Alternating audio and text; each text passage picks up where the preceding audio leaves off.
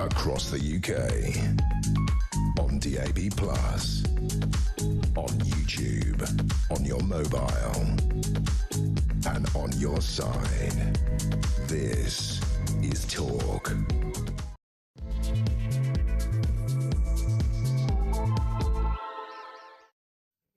A very, very good morning to you. This is Talk, the home of common sense, with me, Julia Hartley-Brewer. Thank you very much indeed for your company. I'm absolutely serious, by the way. I do want to know, what do you think Mike Graham's going to get me for Valentine's Day?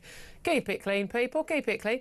I'd love to hear from you today, but most thing I want to talk about today is, I'm afraid, Ukraine. I am absolutely despairing at Donald Trump selling out to Ukraine as he appears to have done. Oh, there may be some clever method in his madness. We shall, of course, wait and see. But I always knew, and I said, you know, on balance, I'd vote for Trump over the utterly useless Kamala Harris. I thought Trump was absolutely sound in Israel, but I always said, but he's not right on Ukraine. But I held out a hope that Donald Trump might actually see sense on Ukraine and understand the existential significance for Western civilization of defending a democracy in its sovereign territory from an authoritarian dictator like Putin. But I kind of forgot just how close Donald Trump is to Vladimir Putin, isn't he? Well, they had that 90-minute phone call yesterday, and it does look like, well, those peace talks are going to start. Peace talks, that's great. I mean, we are seeing carnage on the battlefields and in the towns and cities of Ukraine. We have seen millions of people displaced, hundreds of thousands of deaths, absolutely just horrific war. But the terms on which it's going to be negotiated, it seems to me, are all going to be on Vladimir Putin's terms. When Donald Trump talks about being a strong man, well, hate to tell you, mate, you're looking pretty weak today. You're definitely looking like you're under Vladimir Putin's thumb on that long white table he likes to sit at. Because when your Secretary of State, Peter Hegseth, so basically says, yeah, no NATO membership for Ukraine and no realistic chance of returning to not just 2022 borders, but pre-2014 borders. That includes Crimea, as well as the Donbass, eastern region of Ukraine. You've basically given away all your negotiation positions, have you not, already, before you've even started those talks? I'm surprised to be on the side of our Defence Secretary here in the UK, pointing out that there can be no peace talks without Ukraine and Zelensky being involved.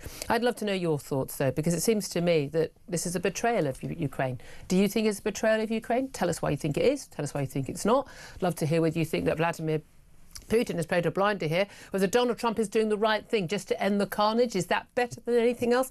I'd like to hear your thoughts. Please give us a call, 0344 499 1000. You can text the word TALK to 87222. You can also send us a message on X at talkTV. And don't forget, of course, calls are charged at the national rate. Text costs one standard network rate message. And, of course, whether you're listening on DAB+ radio, on your smart speaker, watching on YouTube, or on your connected device, it's great to have you on board. But I do want to hear from you as well. This is as much your show as it is mine.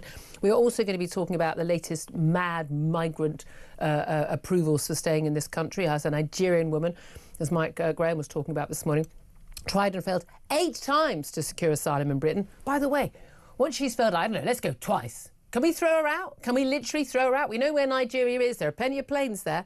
But she finally was granted the right to stay in this country because she joined a terrorist group just to boost her claim. So then argue, I'm part of this group and therefore I can't go back to Nigeria. This is mind-blowing stuff. This is genuinely insane.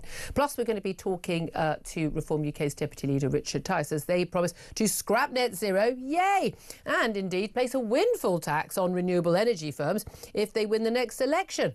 Well, that will set the cat among the pigeons, won't it? Plus, small matter of our economy and how it's doing. Remember all that growth we were promised? Remember that? Well, this morning, the latest figures on UK's GDP showed that in the final quarter of last year, so October, November, December, we saw growth of, guess what, 0.1%. I mean, yay, not in recession.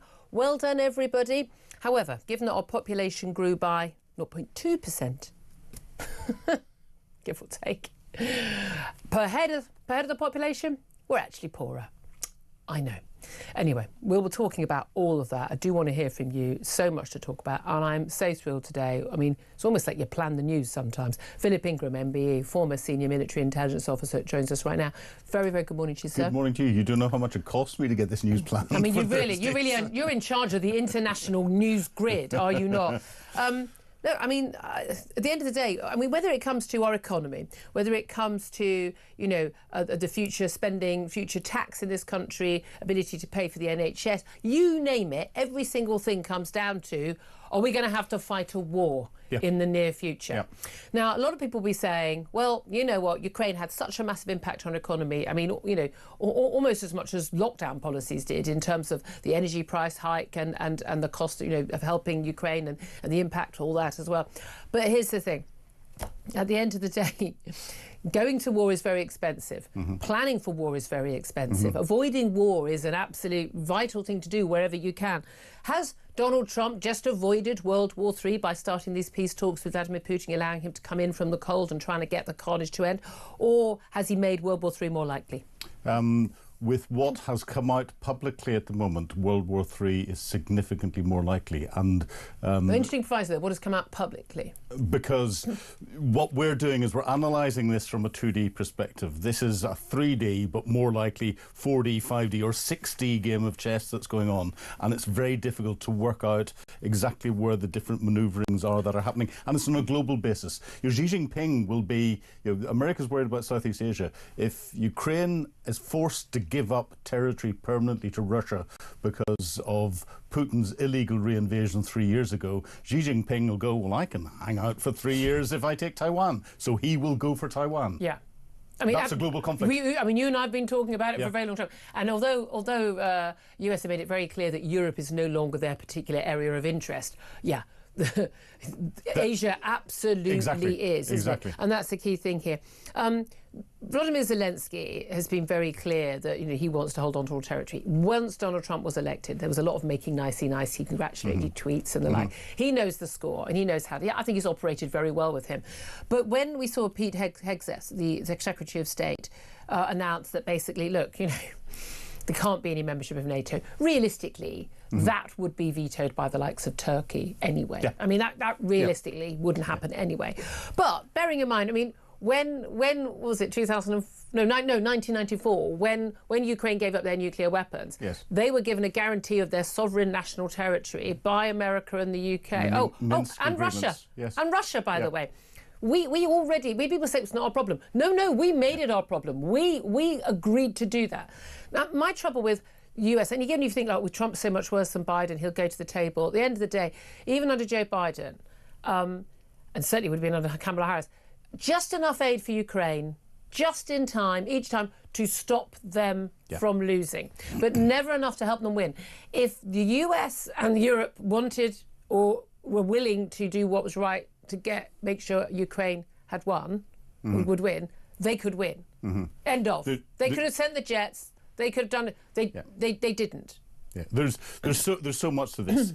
With what Pete Hegseth, I can never pronounce his name. Hegseth, I know. Why can't we have politicians who's got names we can pronounce on wars and countries where we can pronounce where the countries are and all the rest of it? But no, what he said is from a tactical perspective. Nobody can win in the tactical fight that's going on. Russia's economy is collapsing. That's in military planning terms what we call at the operational level, and that could lead to Russia's collapse completely. On one hand, we go, yeah, that's brilliant. We get rid of Putin. If Russia collapses and Putin collapses and they lose control of the federation of the Russian states together, then the whole federation could collapse. That would make the breakup of Yugoslavia seem like a Sunday school picnic, and because we've got this whole of Russia falling apart with lots of little states which have got nuclear weapons because they're based in there, that could then stimulate a conflict. So something trying to keep a degree of control over the here and now is one of the potential solutions that could be looking at. I don't know whether that's the logic that Trump has applied or his team has applied, but he seems to be, on the surface of it, regurgitating what Zelensky's plan was, or elements of Zelensky's plan that he presented to Trump before he got inaugurated, where Zelensky had proposed NATO membership, security guarantees, because of NATO membership beyond what was in the Minsk agreements beforehand, and allow Russia to keep the territory that it had captured so far, but Zelensky would have a plan to get that back through diplomatic means. Well, basically everything's predicated on let's just wait for Putin to die, or actually, as various, Ukrainian commentators have pointed, the Russian Empire collapsed, the Soviet Union collapsed. There are some sort of internal fractures that mean that these sort of countries do collapse. As we saw, remember, we saw the forces aiming to oust Vladimir Putin, a Wagner group, and I mean the Russian army just went, on you go, take a right at the next junction. That's the way to Moscow. I mean, look. That it is very fragile. But I'm genuinely, I'm embarrassed. I'm ashamed. I think we are in Neville Chamberlain waving a white piece of paper in 1938 territory. I think people are crazy to think, And again, very, very simple. That advice, speak softly, carry a big stick. We shout loudly and we don't even bother with the stick. We don't understand that we're not willing. But again, if we'd been invaded by Russia, we would have run out of munitions within 3 days. But we're not in a position to defend ourselves properly. We're certainly not in a position to defend other countries. What happens next? So the message goes out not just to Xi Jinping, to the mullahs in Tehran, to everybody else. The message of Kim Jong-un, the message goes out to Vladimir Putin loud and clear. There you go. It is your sphere of influence. Take what you want. Here's the buffet. Which part of Eastern Europe do you want? You're looking at Moldova. You're looking at Georgia. You're looking at Latvia, Lithuania, Estonia. NATO members surrounded by Moscow, by Russia, surrounded by Russia. Now, would he be brave enough? You know what? I think he is, because I think he doesn't think that we would actually come to their aid, and I don't think we would. He also thinks in longer terms. So he will regenerate his military capability in 5 years, and he will have an ambition for 5 years' time, or set it up for a successor, because some of those that could replace him are worse. Now, when we bring it back to money terms, because a lot of this goes around Trump's bit on money. 2% of GDP is what NATO members have signed up for. Not all NATO members are doing that. The UK is looking at 2.5% of GDP at some stage when the Strategic Defence Review comes out. Mark Rutte, the Secretary General of NATO, had said 3% should be the ambition for all NATO members, and Pete Hegseth said 5%, and Trump has said 5%. But even the Americans don't even spend that. Yeah, exactly. But the solution that we are anticipating that could come out of this will see a new Cold War. During the last Cold War, we were spending 6 to 7 to 8% of our GDP on defence. And if we get into a shooting war, you forget about percentages. Everything is focused on defence and defending our country. So now is a time for Europe in particular, and the UK from a leadership perspective, to step up and start to make plans to spend more. Absolutely. Couldn't agree more. I want to hear from you. You may completely disagree with both of us. I mean, again, we're actually slightly different business. You're a bit more optimistic than I am. I am really not optimistic at all. But I do want to hear from you. Is this basically a betrayal of Ukraine? Tell us what you think, yes or no, and tell us why. 0344 499 1000 is the number to call. Just going to give you some breaking news in the last few moments. There's a major police operation underway in Munich after a car struck pedestrians in the German city. According to the German tabloid newspaper Bild, the car was driven directly into pedestrians. Some 15 people are known to be injured. We don't know if there are any deaths. We certainly hope there are not.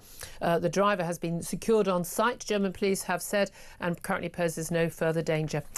Oh, gosh, goodness me. All those mental health problems in Germany. And we've got the Munich Security Conference coming up at the end of this week. So everyone's on heightened alert for this sort of activity. Yeah, exactly. But again, no, it'll be mental health. It's amazing how much mental health has gone down in the last few years, isn't it? Anyway, 10:16 is the time. Also some breaking news actually about Hamas. They've said they do not want the hostage and ceasefire deal to collapse. No, I bet you don't. You little murdering, raping terrorists. Palestinian sources have reported that progress in efforts to save the agreement. They say the terror group told mediators it will free hostages on Saturday. They say if Israel honours its commitment. It was them that said they weren't going to release any hostages. The three men due to be released.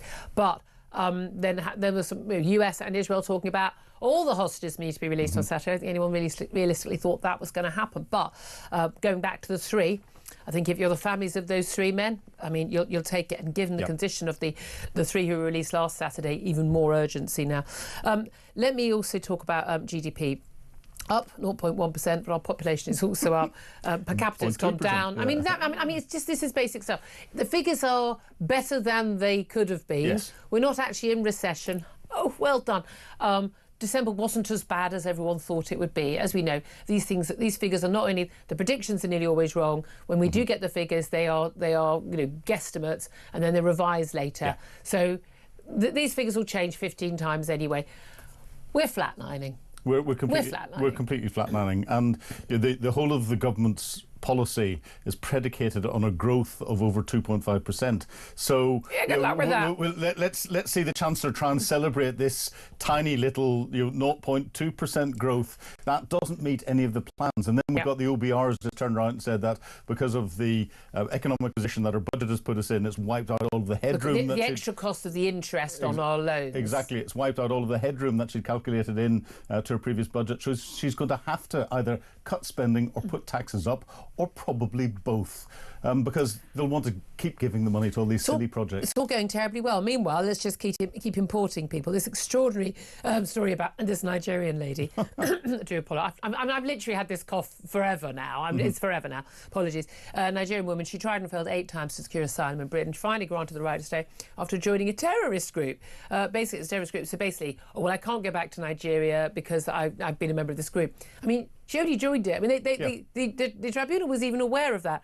But she's got the right to stay in this country. I mean, this is insane. Oh, completely insane. You're the People of Biafra group. It's not a prescribed organisation in the UK. But it is in lots of other countries. It is in the across lots of other countries, and in particular Nigeria. Would the BBC called them terrorists? Because they have difficulty, don't they? Oh, good grief, no, because it's not prescribed in this country. It won't even when it is. It won't call terrorist groups that are prescribed in this country terrorists. She joined that to further her asylum. She should have been out. I mean, again, first refusal. I know, this is the bit I don't get. You could, appeal from Nigeria, love. I mean, we've also got Keir Starmer. This was raised at PMQs yesterday about this migrant family. They're not migrant. They're in Gaza. 2 parents, 4 kids, and they've applied under the Ukraine family scheme, clue in their name, to arrive here from as Palestinian migrants, and they've been allowed under exceptional circumstances. I don't know what the exceptional circumstances are, because they're the same circumstances of 1.8 million people in Gaza. Keir Starmer did say that the judge who'd granted that had made the wrong decision. Now, what's interesting is he often says he can't comment on any judicial decisions. He doesn't want to. Okay, you don't prejudice anything in advance, but you just simply can't comment on it. But there he is saying it's the wrong decision. Labour have definitely got to grips with the idea now that the British people are not going to put up with this madness anymore. Do you have any faith in their ability to do anything about it? None whatsoever, and it's absolutely crazy. And there's something rotten at the heart of our judiciary whenever you look at a lot of the rulings that are coming out at the minute. And this one is... It's same as chiefs of police as well, the College of Policing. They have been utterly captured. And this is just wrong. The terrorist threat that would come from individuals coming in from Gaza into this country is phenomenal. Not a single person. Not a single person. Yeah, large proportions of the people are very closely related to Hamas. They will increase the terrorist threat. Them in Hamas. Yes, the children have been radicalised. Now, I'm really sorry that's happened to them.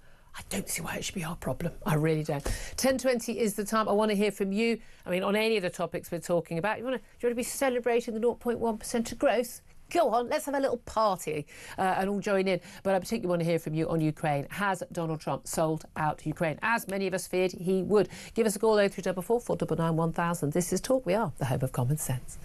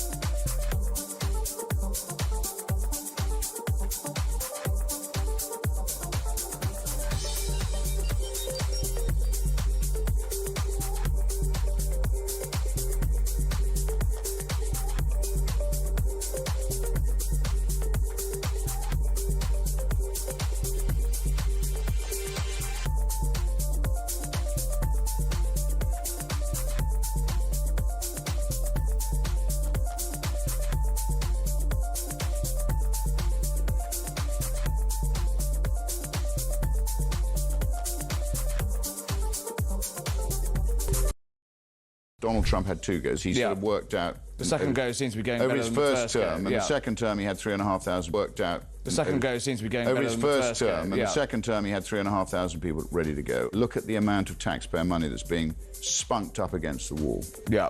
They're going to cut that off. They're going to stop it. They're going to make sure that's redirected into what I would call as a vibrant, accountable private sector. Yeah. One shot. That's what we need. 4 years. One shot, 4 years. Nigel Farage, is he going to be the Prime Minister, yes or no? Well, at the moment, he's got every chance of being the Prime Minister. I mean, we're leading the polls and he's leading reform.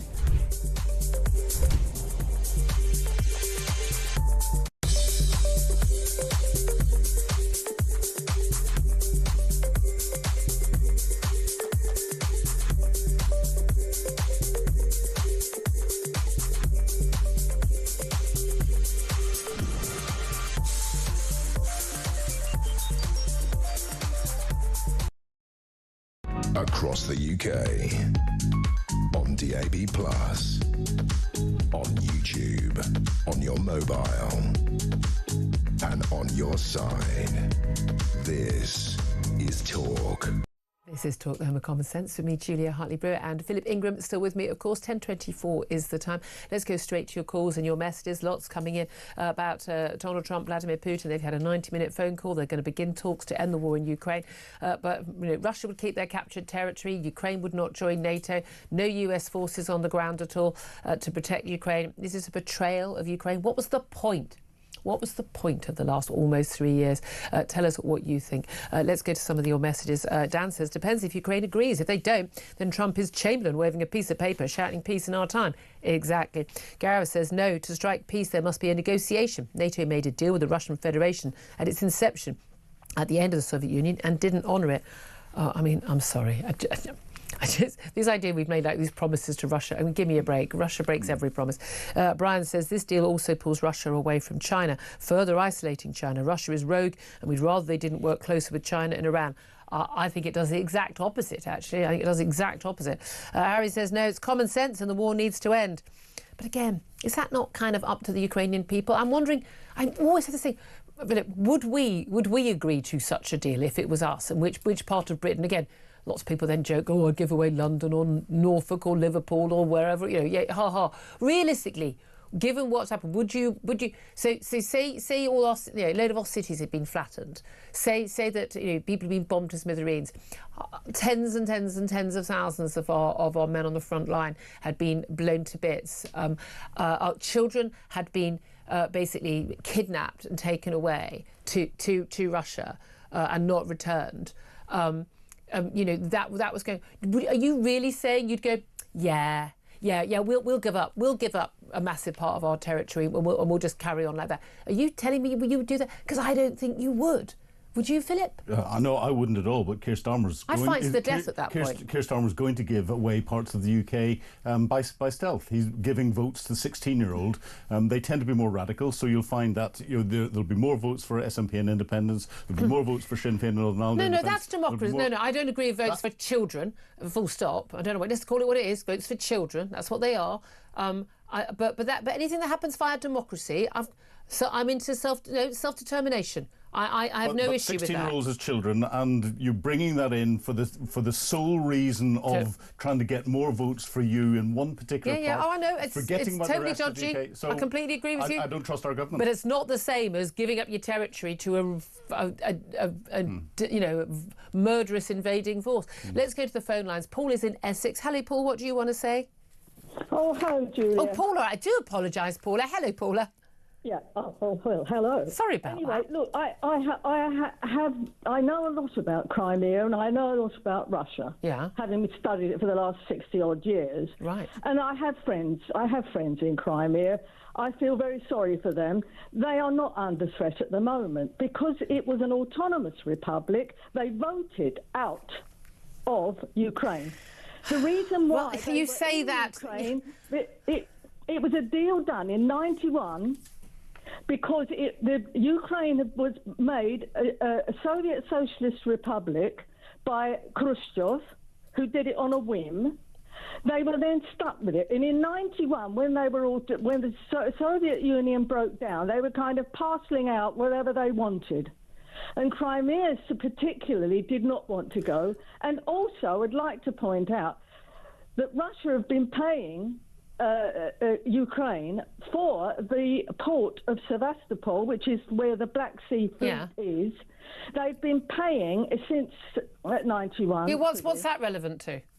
Well, it's relevant to the fact that none of these things that were done have really come home to roost now. Okay, look, here's the thing, Paula. I don't think you need to go back all those years, because we had an independent, sovereign, democratic nation state with a lot of failings and a lot of faults, a lot of corruption. Yeah, as most former Soviet bloc countries are afflicted by that, because you didn't function without that.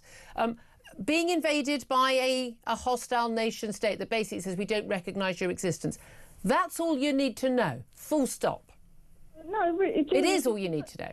Zelensky gained his position by an illegal coup. Oh my goodness! It was a democratic election. That's just. I'm sorry. With all due respect, Paula, you've been reading too much on the darker regions of the internet. There's a difference between, we can disagree on opinion, but what you're stating isn't a fact.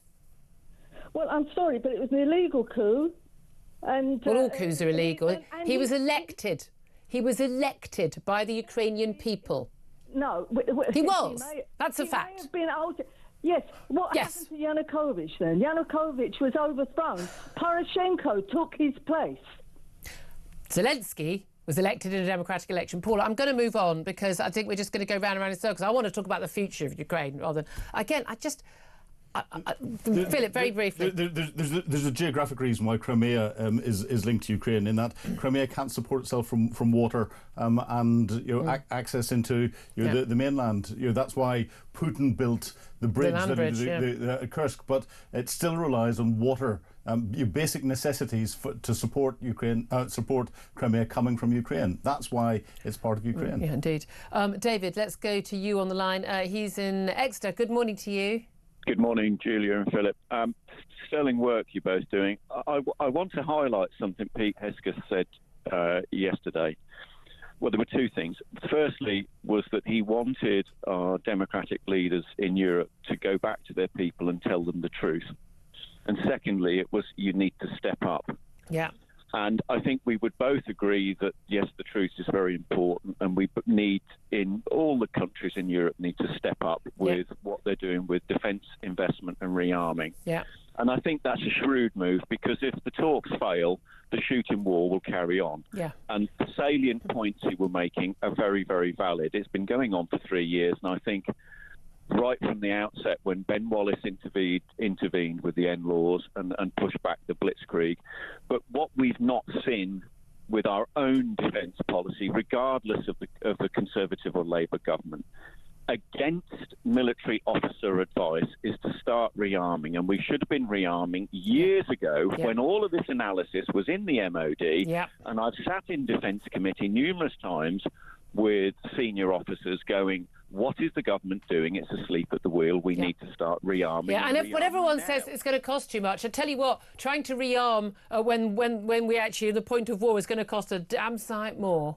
Correct. This is absolutely this is what he was saying, and I think what we can take away from this is Europe has been asleep at the wheel. This policy that they've had in Europe of we can all cut and reduce our defence and we can go in as a collective hasn't worked. That policy has clearly failed. And we need to rearm and rearm quick. But, and this is the but, what is Starmer doing? Is he going to tell us the truth, which is we've been at war with Russia for quite some time, but that's everything other than the shooting? Yeah. And we need to rearm, and it's going to have to be, well, we're going to have to take money from other budgets and put it into put taxes up. We can't borrow much more. Exactly, that's the reality. I don't think they're going to do it. That's my biggest worry. David, so appreciate your call. Thank you for that. Very quick word from Philip. David hit the nail on the head. But Europe, and the UK included, has been freeloading of the United States for protection since and America's the basically Second World said, War. we're done now. America's now said and they're done. I think perfectly reasonably, Well, actually. yes, and there are 3 conflicts around the world. We can't ask them to look at all 3, and therefore it's asking Europe to step up and look after the one on the European continent. Absolutely. Love to hear your thoughts on all of that. Give us a call. 0344 499 1000 is the number to call. Time now, though, to find out how you could be in with a chance of winning £25,000. It's competition time, and we're giving you a chance to win a whopping £25,000. So what do you need to do to get involved? All you have to do is text the word prize to 83338, or you can enter by post. It's as simple as that. Once again, to get involved, just text the word prize to 83338, or you can enter by post. 18 plus, UK excluding NI. Enter by SMS for £2 plus 1 standard network charge by 11 p.m. on March the 3rd, 2025. Or send your name, email and contact number to £25,000 cash competition, PO Box 3190, Colchester CO2 8GP, to arrive by 5 p.m. on March the 6th, 2025. This is a News Broadcasting Network promotion. Full terms and conditions at talksport.com. This is Talk, the home of common sense. Coming up after the break, we're going to be talking to Reform UK's Deputy Leader Richard Tice about their plans to scrap net zero and even tax renewable energy. What's that going to do? We'll talk about all that up next. This is Talk.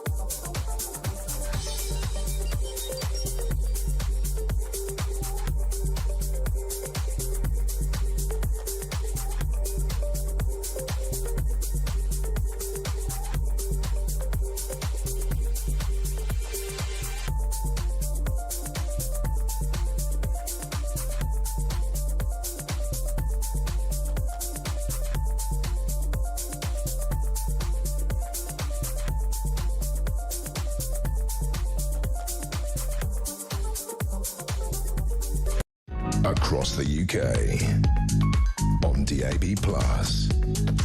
on YouTube, on your mobile, and on your side.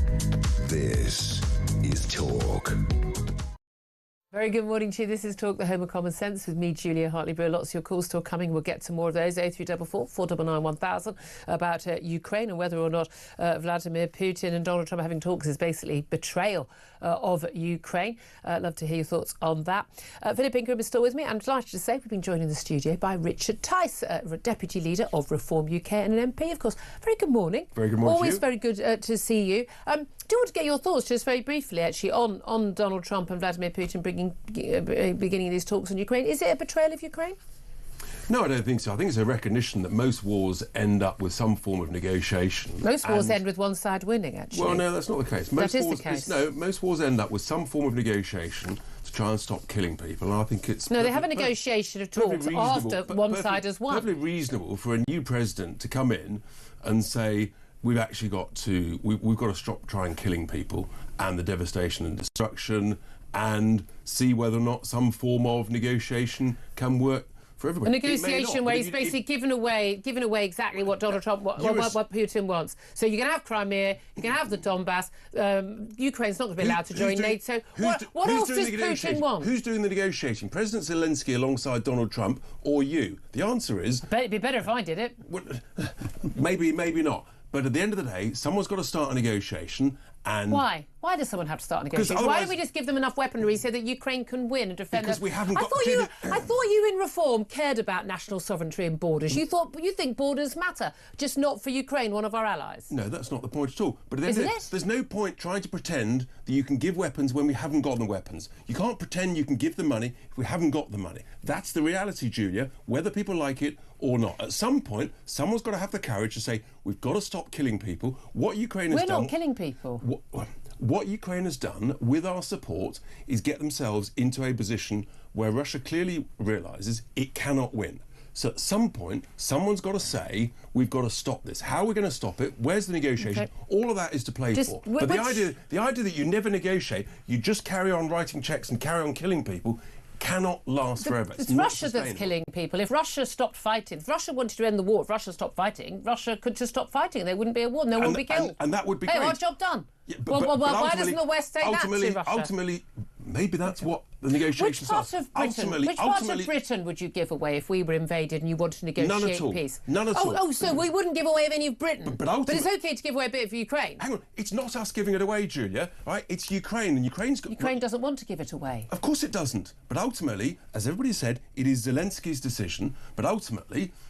we've got to stop killing people. If we were invaded and our close allies in NATO, like the United States, basically supported us for a bit, but gave us just enough support so we could actually not lose, but we'd not enough to win. Yeah. And after 3 years, whoever was president of the United States said, from which to try and negotiate a solution. So at which point Donald Trump, let me finish. Says, oh, well, we're going to have a negotiation. But we're going to let the Russians, whoever invaded us, keep part of territory. Just kind of clarify.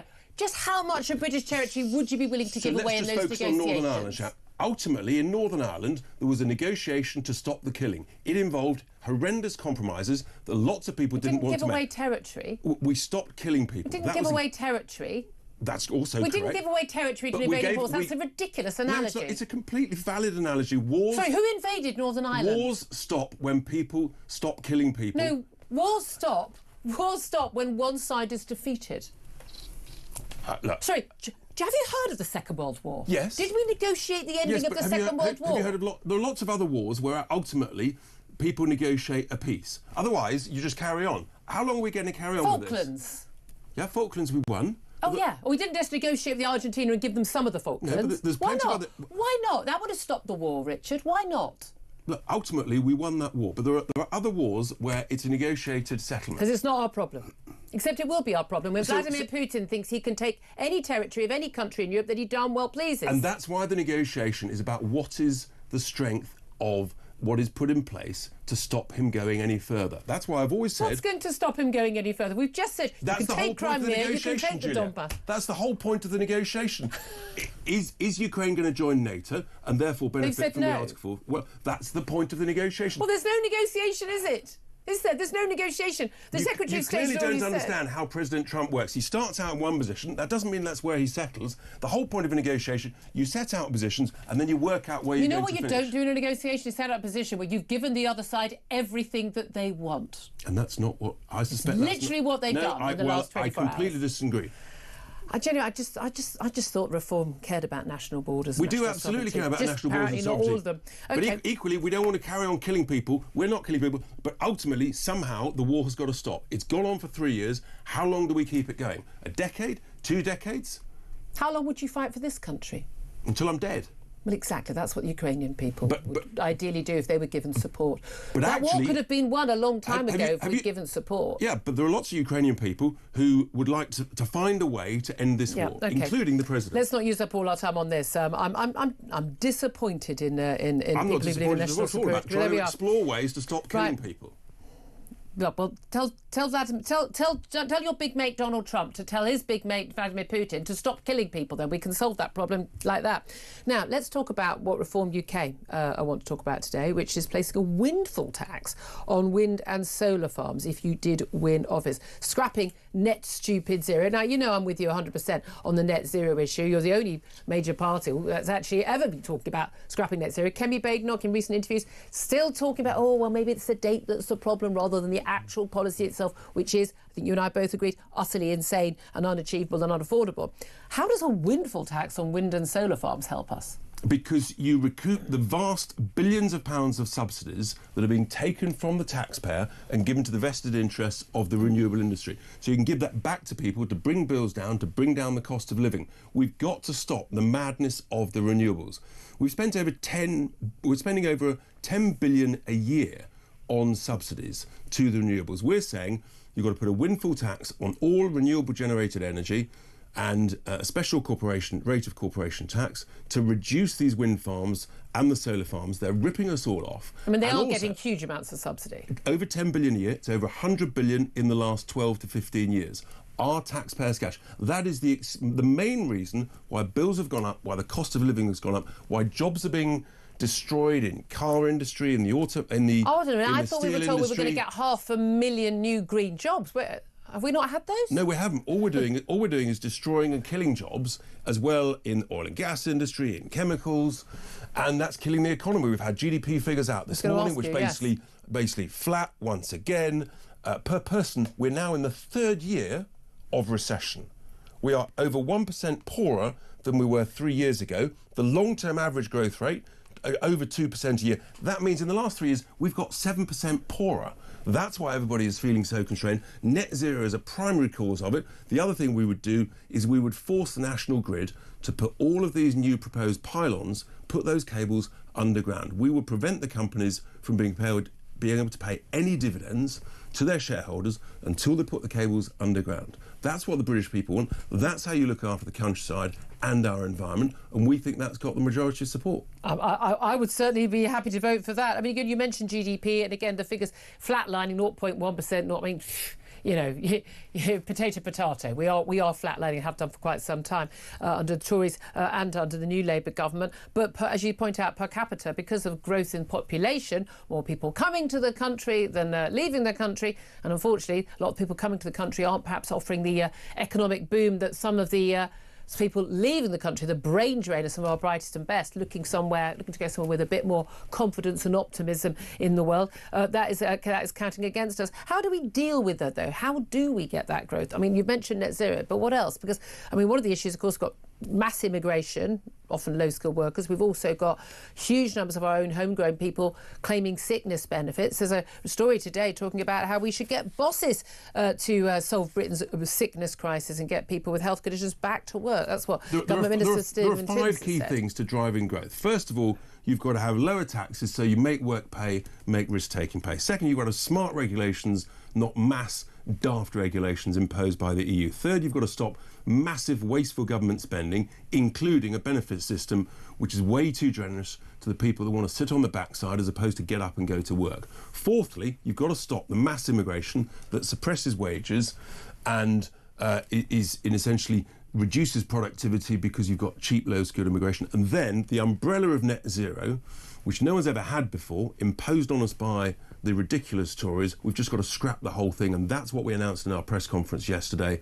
Not only do we scrap it, but these are the way we get the money back to the British people. That's how you get the bills down. That's how you get the cost of living down. And people have to link net zero means higher bills, higher cost of living. That's why it's so stupid. Let's talk about immigration. It's been a major topic for Reform UK, a large source of your support. We've had some extraordinary stories in the last week or so. You know, we've had the man who can't be deported because a Pakistani paedophile, because it would be difficult, you know, be too much of a hardship for his own children who he's not allowed to live with because he's a convicted paedophile. We have got the man who can't be taken back to Albania because he thinks his son won't like foreign chicken nuggets. It's not the only reason given, but mentioned. We've had a Nigerian woman approved on her eighth attempt to stay here in Britain after she joined a terror group, because basically that would mean, she couldn't then be deported back to Nigeria. These stories come in every single day. They are non-stop. We are told we've got, Keir Starmer was raised at PMQs with him by Kemi Baden, not the Tory leader, the absurd story of an upper-tier tribunal judge basically allowing, under bizarrely, the Ukraine family scheme, a family in Gaza, mum, dad, 4 kids, living there right now. Obviously, a home has been bombed. Well, that's pretty much all 1.8 million people in Gaza, to be allowed to come here under exceptional circumstances, under a scheme for literally another country, but allowed to come here under Article 8, the Human Rights Convention. I mean, what do you at Reform make of these decisions? The truth is, we all despair at these ludicrous decisions, and ultimately, which the Prime Minister did say in PMQs yesterday, he felt, I think we all feel, that judge's decision was wrong, and he's going to look at it, and whether that requires loopholes or whatever. It is ludicrous. You have to wonder what is going on in the minds of these judges, and our key solution, we've got to leave the European Convention on Human Rights, we've got to look at our own Human Rights Act, so that actually judges realise that it's Parliament that sets the rules, not judges, making their own interpretations to suit their own personal political convictions and bias. Just finally, I want to ask you about Rachel Reeves, the Chancellor. The news, of course, they were commenting on GDP figures.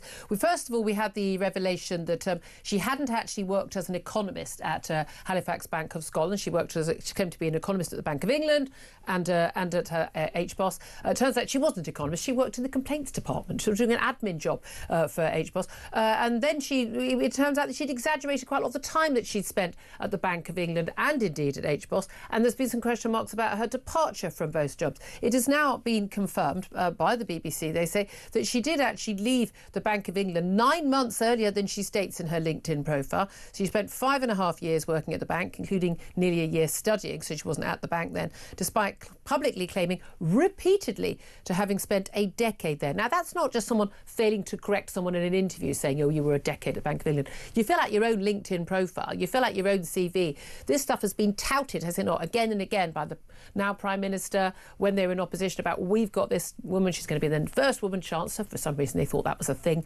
But key thing is she's been a top economist at the Bank of England and at Halifax Bank of Scotland.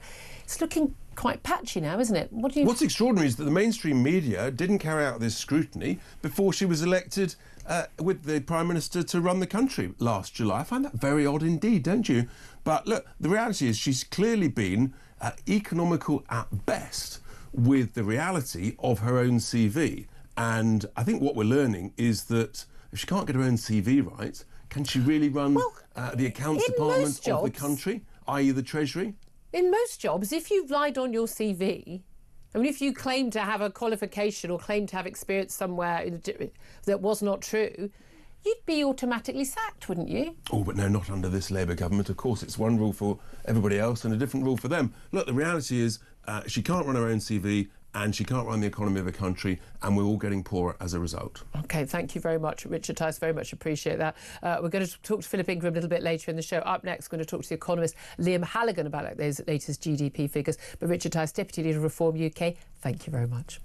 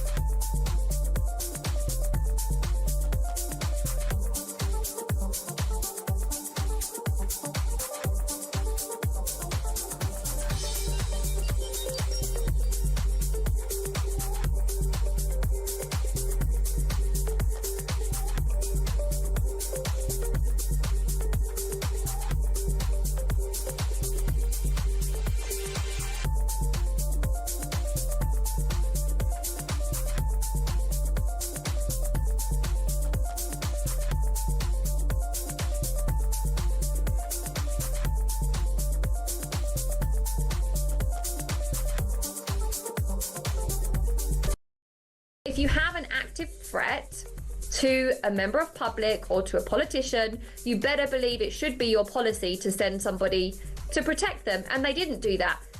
I've been waiting 7 weeks for somebody to get back to me regarding my complaint against them. Finally, I heard back from the IOPC. The letter was addressed to Mr. Amos, so I don't know if that's some kind of a sick joke, telling me that they weren't going to be doing an investigation, but they couldn't tell me why. And if they think that they're going to just investigate themselves and find themselves not guilty, they have another thing coming.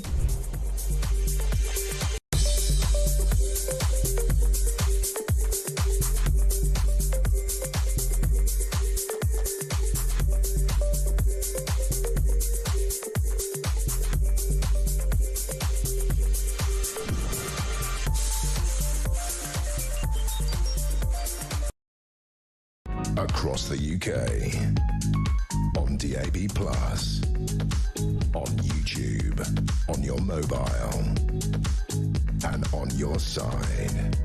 This is Talk. This is Talk the Home of Common Sense with me, Julia Hartley-Brewer. Well, that got heated with Richard Tice. I think, we need to hold people's feet to the fire on the issues. You could agree on some issues, disagree on others. Love to hear your thoughts on that conversation about Ukraine and indeed GDP and everything else. 0344 499 1000. Oh, your thoughts on Rachel Reeves' CV would be interesting too. I wonder what my next guest makes of all that. Liam Halligan is a journalist and economist and joins us now. A very good morning to you, Liam. Morning, Julia. Nice to be with you. Nice to you to join us. Let's start with the GDP figures. Yay, we've got growth. It's brilliant. Everything is going just swimmingly. Everything's fine. Is that right? They're very ropey numbers, very low by historic standards. Fourth quarter GDP numbers. Well, GDP numbers are always subject to revision. These are preliminary numbers, fourth quarter numbers in particular. Yes, Rachel Reeves has just about avoided steering Britain into a recession within the first 6 months of Labour taking office for the first time in 14 years, but only by the skin of her teeth. Yeah. It's worth saying 2 main points. One was made by Richard Tice earlier. In GDP per head terms, income per head, we are in recession. We've seen income per head fall now for 2 successive quarters. Yeah. The third and fourth quarter of 2024, so we're in recession. The other thing in that sense, the other thing I'd say, Julia, is within these numbers, the headline number is just about okay enough to allow Rachel Reeves to try and reset the narrative and say her policies are going to work out. But the only reason we're growing at all at the moment is because the government has borrowed a load of money and is spending it on unproductive things, right? Like public sector pay rises. That's the only place where this growth is coming from. So the private sector is being propped up by the public sector. One moment, Julia, one moment. Final point. The real, for me, headline out of this is that production, which is manufacturing and other like tangible things which particularly happen outside of London and the South East across the Red Wall where reform is strong, production fell 0.8%. So it fell 8 times more than GDP is growing, and it fell, Julia, for the 5th successive quarter. That, for me, is largely because of net zero policies. That's very, the cost of energy, exactly. And again, people are very slowly waking up to this. My God, we've been banging the drum on this for a long time, haven't we? But this is the thing. And not been thanked for it. No, exactly. Well, we're just climate deniers, darling. That's what it is. But this is it. The economy's not growing. Everything that the Labour Party want to do is predicated on growth. Was it 2.5% growth? Well, that's not happening anytime soon, is it? And that's part of the issue. We've also got the Office for Budget Responsibility, understanding there's been a leak. So now, of course, the concern is where was the leak from, as opposed to the concern about the figures. But the OBR basically saying that Rachel Reeves, this ridiculous phrase, fiscal headroom is all gone now because of various extra costs. So basically, are we looking in the spring, despite her saying there'll only be one major budget announcement a year, are we looking at either massive more spending cuts or tax rises in the spring from the Chancellor? She's certainly got big decisions to make in the spring, Julia, I would say. Look, when the economy doesn't grow, you generate less tax revenue and governments have to spend more money on unemployment when the economy is not growing because more people are laid off and other measures to support the economy. So the public finances, as you and I have discussed over many years, get pulled apart in both directions. That's where we are. It's not just pundits like me some of us qualified economists, unlike some other people in public life I could mention. It's not just pundits like me who are saying this. The Bank of England itself, which of course is an apolitical, very careful organisation, they do some serious economic modelling there. They have halved their growth forecast. I'm amazed this hasn't made more news. Yeah. They've halved their growth forecast for this year and next year from 1.5 to 0.75%. That absolutely destroys the public finances. And so Rachel Reeves has no fiscal. She has to make a decision this March or April. Either she's got to, I wouldn't say she's going to cut spending, she's got to rein in the growth of spending, annoying the left of her party, or she could look at historic evidence and say, you know what, the way to get an economy moving is to cut taxes. Ta-da! It works everywhere else. I'm only hurrying you because I've only got about a minute left, but I want to ask you about Rachel Reeves' CV. It now does appear that she worked at the Bank of England for about 9 months less than she stated herself on her own LinkedIn profile. It's still, she said, a decade. It's actually 5.5 years. It's been whittled down and down and down. And we know now she wasn't an economist at Halifax Bank of Scotland. I mean, in any other field, in any other job, if you gave this information and then you were found to have told a little porky pie about it, you'd lose your job, wouldn't you? Should the Prime Minister sack her? Well, of course, but you know this is politics and public life, and normal rules don't seem to apply to the rest of us in the real world. You're right to talk about it, and of course it's outrageous. But I do think it gets to a point where it becomes displacement activity because she's not going to resign over this, and the public have heard it many times before, and I think it's now baked in to the sort of Labour share price, if you like, and Labour share price is plunging. You see the popularity rating falling. Of course, you see Reform ahead in lots and lots of opinion polls. What we should be doing, we should be focusing on this debate about how we get out of this. Yeah. Well, I think that's a debate for another day, unfortunately. We've got a bit more time. Liam Halligan, always good to talk to you. Economist and journalist Liam Halligan there. So much to talk about that. I want to get Philip Ingram's thoughts on all of what my last couple of guests have had to say. I'd love to hear your thoughts as well. Do get in touch at 0344 499 1000, particularly on Ukraine, on the GDP figures, Rachel Reeves' CV, you name it. I'd love to hear your calls. Do get in touch. This is Talk. We are the home of common sense.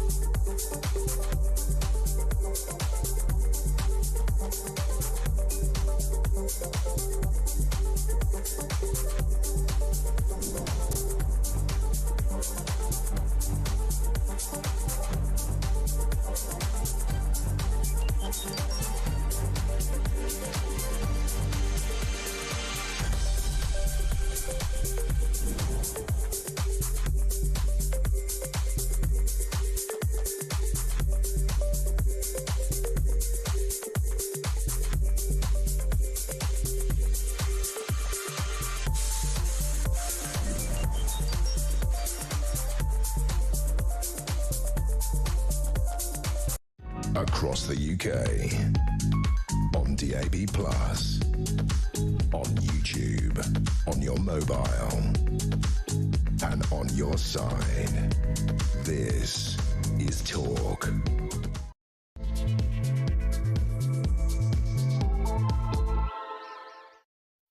A very, very good morning. Welcome back to the show. This is Talk, the home of common sense. It's already got quite lively in the first hour. If you've just tuned in, you have missed a good show.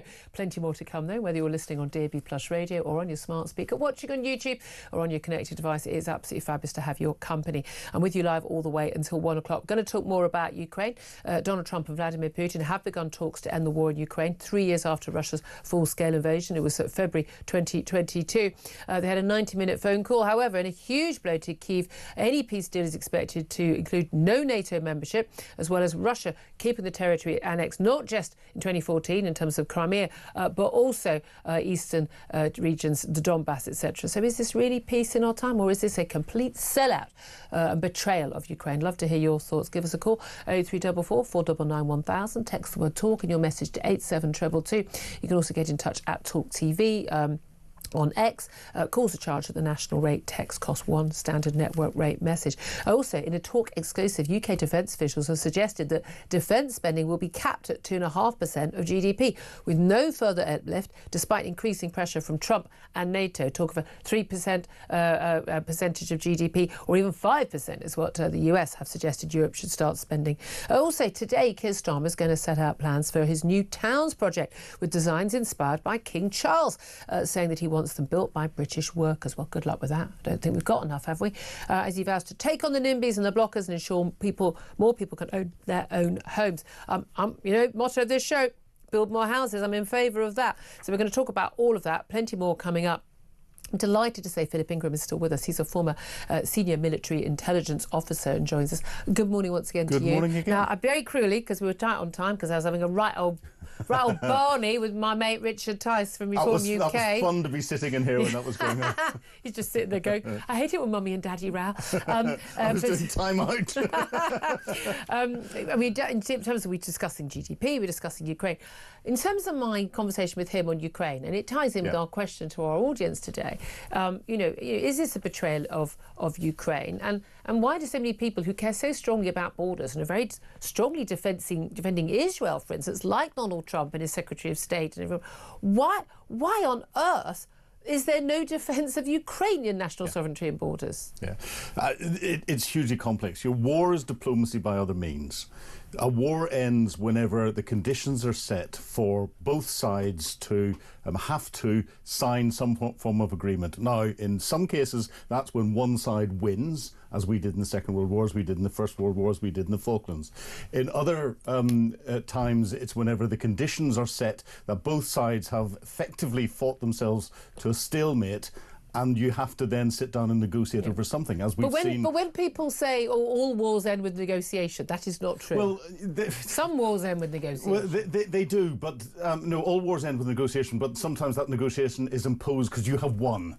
So I'm telling you what your negotiating position is. Yeah. Treaty of Versailles, etc. Exactly. Yeah. Whereas others are, you have to come up with some form of agreement between both sides to stop the bloodshed. Yeah. Now, Ukraine can't win on the battlefield tactically. They cannot recapture the territory back again. They don't have the wherewithal to do that.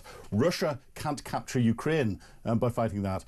Ukraine could be given the conditions to win if we destroyed and helped them further destroy the Russian economy, destroy their ability to bring more people in, destroy their logistics. If we actually made sure the sanctions weren't got around, which they clearly are right now. It's not just the sanctions. If we give them longer-range weapons so that their military wherewithal inside Russia could be attacked, that's an escalation that could go one step too far. And therefore we could have done that. But again, it's a could have, and it might go on for another 5 years or so.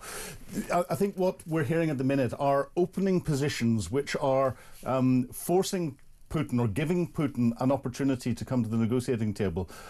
But there had to be something that made him think that he was going to, in inverted commas, win. He needs to be given a face-saving get-out. Yeah. And that's what you often do in these scenarios. You give people a face-saving get-out so that you can get them to the table. I get that. But do you think that what we've heard so far, and again, Richard has to think, well, Donald Trump works in mysterious ways, but if the two key things that Vladimir Putin wants is to at least keep the territory he's already got, and for Ukraine not to join NATO so that he can come back again and take another bite of the pie without risking NATO's full force. I don't even trust that NATO would actually back Ukraine. I don't trust that NATO would come to our defence right now, to be honest with you. I think we're so weak lily-livered in the West. But if we've given away the two key things he wants, already the Defence Secretary of the United States, Pete Hegseth, has already said that. Donald Trump's hinted at it. What is the negotiation? What is the negotiation? We've literally said, you can have anything you want. Just put down your weapons, please, Vlad. I can see this ending up in a huge demilitarised zone and possibly a United Nations or other coalition body administered zone, as we've seen, in different conflicts around the world. But Ukraine not being allowed to apply to NATO, not being allowed to join the EU, remaining as this sort of buffer zone, unable to actually, the people of Ukraine be unable to actually direct their own country. Yeah, and that could be a solution. Would we put up with that? Well, President Zelensky has proposed something like that to Donald Trump already. But that's a last resort. Yeah, but he's already done that before there was even talks of we've got into this position with the negotiations. But he knew that was playing Donald Trump, and this is where we've got Donald Trump playing Vladimir Putin, Putin playing Trump. We've got Zelensky playing Putin. We've got Zelensky playing Trump. We've got Trump Hesketh playing all NATO leaders and EU leaders.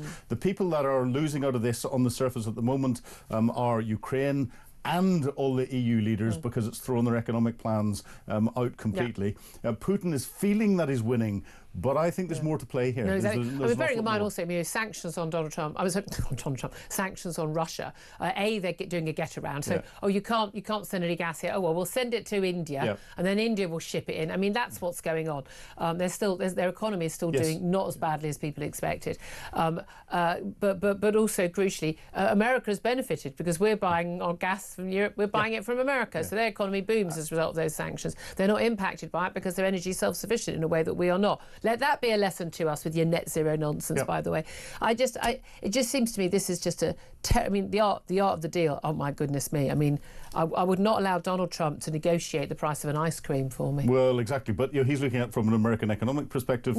He knows that if he forces countries to have to spend lots more on defence, which he's doing, that the only place in the international market to get that stuff quickly is US. So he'll see an increase in US defence. Well, and Zelensky's pushed that line. But I want to hear from you. I'd love to hear your thoughts on this. Do you think this is a betrayal of Ukraine or not? Tell us why it is. Tell us why it's not. Give us a call.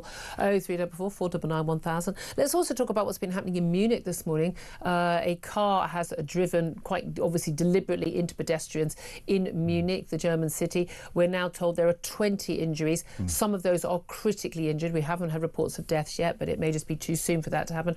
The man who was driving the car, or the driver, has been secured on site, we're told by the police, and currently poses no further danger. Again, it'll be those mental health problems that keep afflicting lots of countries in Europe and indeed here, eh? Another one of those. Well, cars into crowds. We had the German Christmas market, and then we had the attack in New Orleans in the United States, another car into the crowd, and we've got the Munich Security Conference at the end of this week going on. They will be related. So they could be related. But this is happening. This is happening routinely in Germany. This is happening routinely in France. And in other countries, we just kind of almost inured to sort of attacks here. God knows how many are being prevented on any given day. Europe's going to have to wake up to this madness at some point. We all have to wake up to this. Hostile vehicle mitigation is all the barriers and stuff that you see around the cities. Diversity bollards, I believe we call them. Well, no, it probably means something to the security professionals that are out there. But Al Qaeda, ISIS. And please don't anyone try and look this up online, but they run scorecards, they run articles on their online magazines. Don't look this up online, you'll be reported to prevent. Well, no, counter-terror police will come and kick your front door down. This is serious. They run scorecards on how many vehicles as a weapon have been used, how many stabbings there have been, and other things. Little friendly competition. And they give little training guides as to how to get a vehicle, what sort of vehicles to go and hire or to steal, how to drive them into crowds, how to avoid barriers that are there and everything else. Wow. They run articles on this because it's easy to get someone who, vehicles are fantastic weapons for hurting people. And very different from trying to persuade somebody to commit a suicide attack or to stab people. That's immediately trying to get explosives and weapons, especially in this country, and shooting weapons, I mean, here is very difficult. But trying to get your hands on a vehicle, very easy. Trying to get your hands on a kitchen knife, very easy. And this is why we're going to blunt the kitchen kitchen knives on sale at John Lewis, so that's going to solve that. Then I don't know why you think that's a problem. We can still buy the zombie knives, so don't worry. I know, don't. It's so depressing. But anyway, look, I just hope that people haven't died in that horrible attack in Munich again. Mental health, always the issue. Let's go to GDP figures, just discuss them with Liam Halligan, who's an economist. As he points out, one of the few people actually commenting on this stuff, so he's actually a trained economist. GDP up 0.1%, but population up by more, and therefore actually per head of the capita. And this is the key thing, isn't it?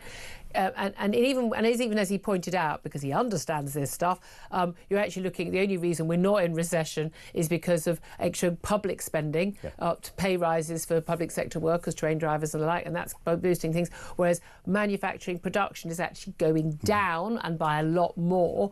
But also overall, per head of the capita, we're not better off because there are more people in the country, and a lot of those people who are arriving aren't actually net producers. I mean, they're in low-paid jobs, low-skilled. They don't contribute more than they actually take in terms of the public services that are contributed by other taxpayers.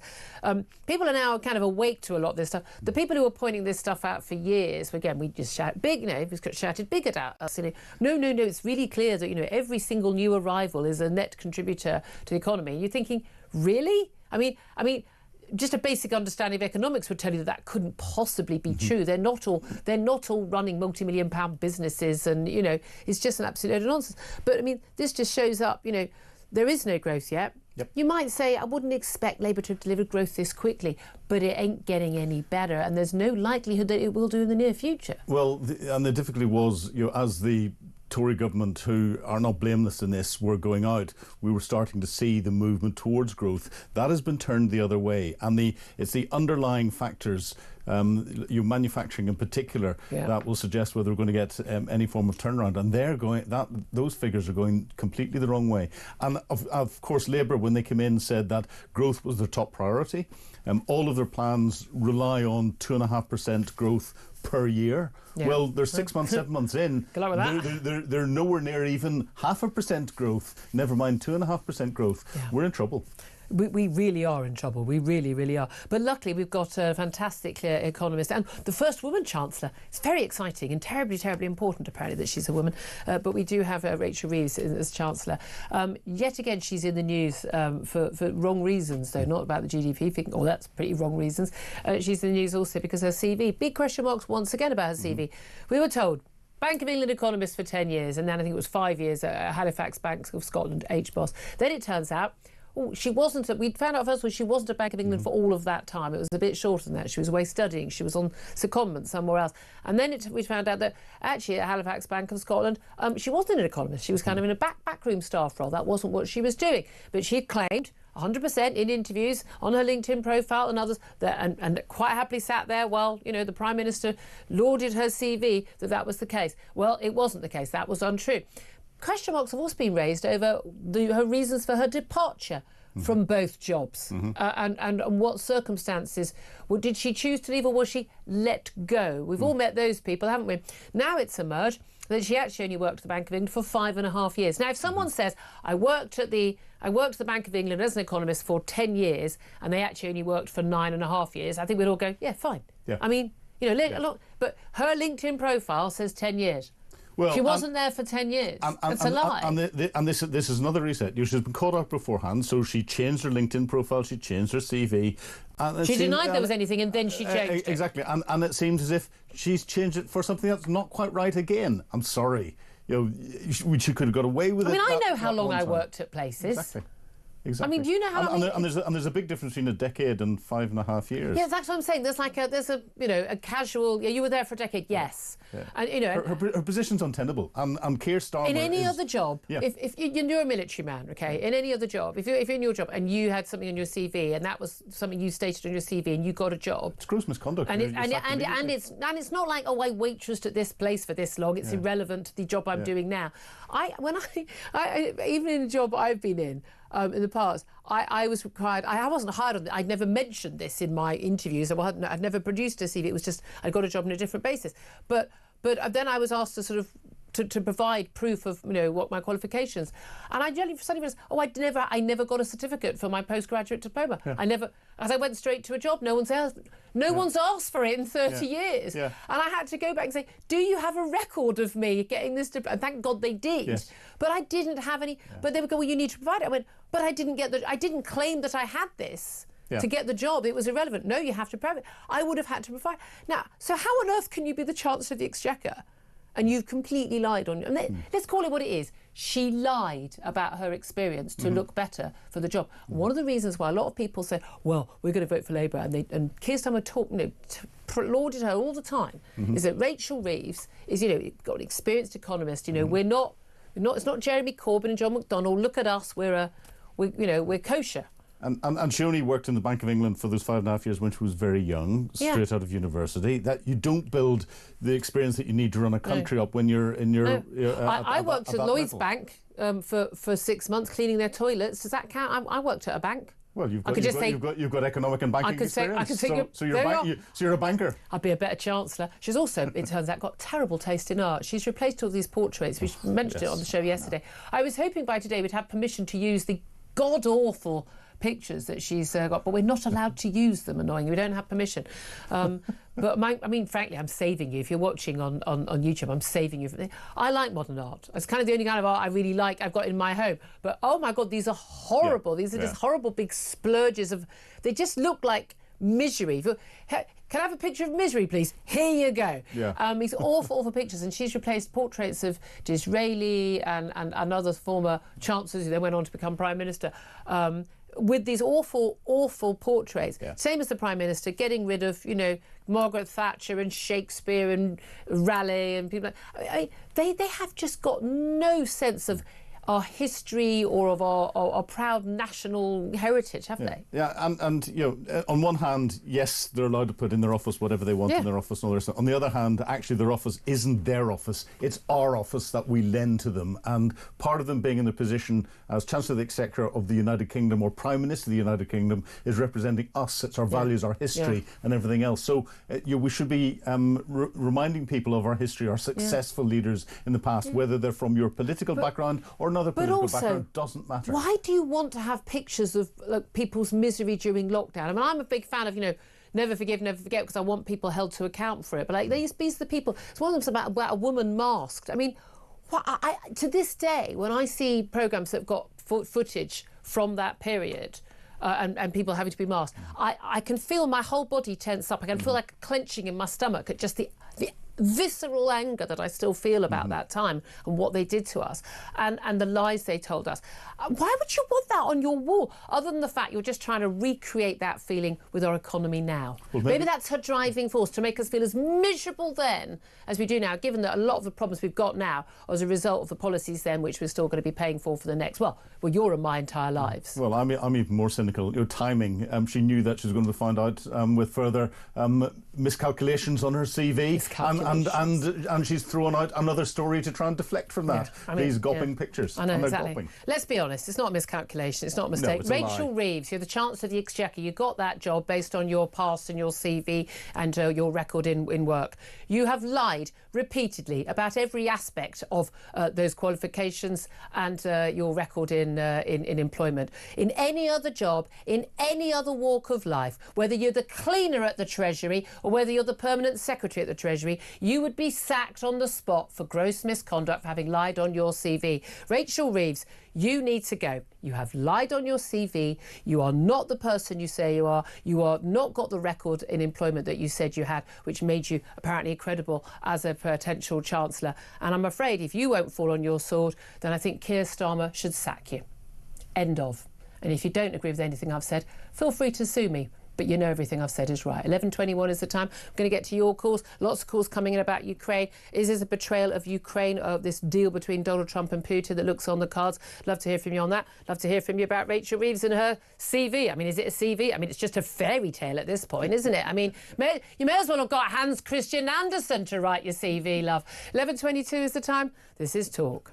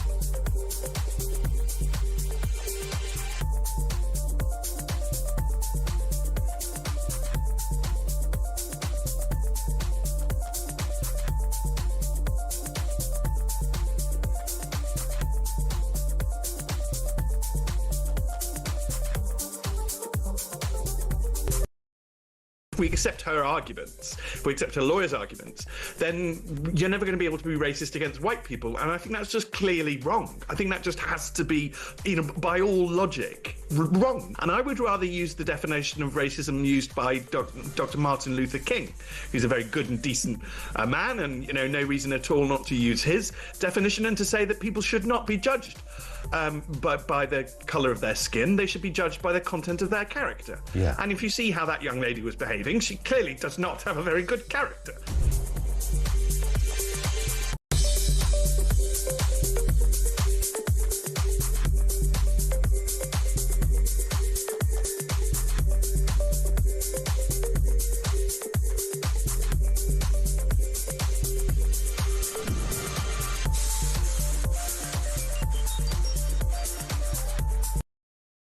Across the UK, on DAB+, on YouTube, on your mobile, and on your side.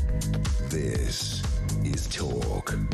This is Talk, the home of common sense. We've all been talking about our CVs now in the break. I'd love to hear your thoughts. Have you ever lied to get a job? Here's the question.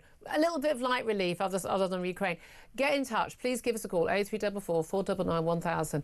What lies have you told on your CV to get a job, and were you found out? You don't have to give your real name. Rachel Reeves, if you want to call in, do call in. As I say, get Hans Christian Andersen to do it, because he obviously wrote your CV. But do give us a call. 0344 499 1000 is the number to call. Let's go straight to your calls, though, asking you specifically about Donald Trump and Vladimir Putin. They've had a 90-minute meeting or phone call. They've begun talks to end the war in Ukraine, but Russia will basically keep their captured territory. No NATO membership for Ukraine to protect them in the future. Is this a betrayal of Ukraine? Tell us what you think it is, yes or no, and why. 0344 499 1000. Nick is on the line. He's in Lincolnshire. Hello, Nick. Hi, Julia. How are you? Very well. What do you want to say? I'm formerly military intelligence as well. In fact, I think Philip was probably my commanding officer at one point. Sorry, do you guys all know each other? Everyone knows everyone in this world. I can't say, otherwise I'd have to shred you. My point was that no one seems to make, and Philip sort of hinted at it earlier, was that in reality, in the Ukraine conflict, Ukraine was never going to win. It didn't matter how much kit we gave them. It didn't matter how much money we gave them. Why do you say that? From a logistical point of view, Russia has a population of around 142 million people. Ukraine has a population of 43 million people.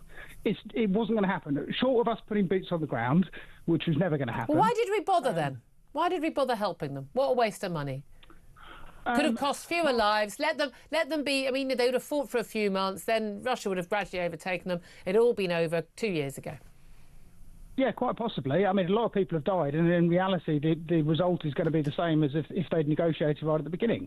And the other thing people need to take into account, the fact, is that people keep saying, we just need to get rid of Putin. But Putin, from a Russian point of view, is relatively moderate. Yeah, that's the scary thing. So you don't want, if you get rid of him, you've got no idea who's going to come in. He could be far worse than Putin. That is a very fair point. But do you think this is a betrayal or not?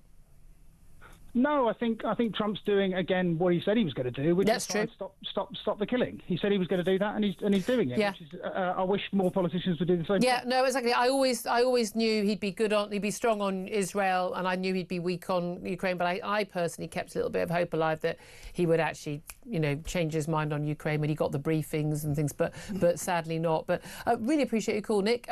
Philip, do you remember Nick? Oh, I think I do. Yes, no. Yes, I do. Actually, Nick, are you still on the line? Nick, have you ever lied on your CV to get a job?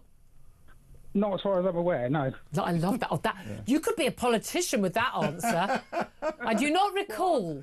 Well, the thing is, you always put on your CV, say, for instance, my CV at the moment, I think has something to do with deploying with multi-million pounds worth of equipment, being responsible for it, et cetera, et cetera, et cetera, when in reality I was command post detachment commander in the artillery before I transferred to... It's not an untruth. I mean, I've got, I've still got... certainly beefing it up a bit. Yeah, the last time I wrote a CV was so long ago, but, 100 words per minute, short T-line, short line, which I managed once, but never in the actual test. But I don't claim to have the qualification. Yes.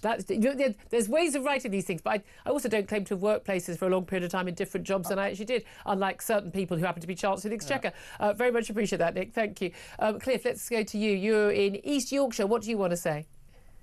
Hi, Julia. Hello. I'm just going to say what a great interview it was with Richard Tice. She absolutely buried him and exposed another MP with double standards. Now then, getting to Ukraine conflict.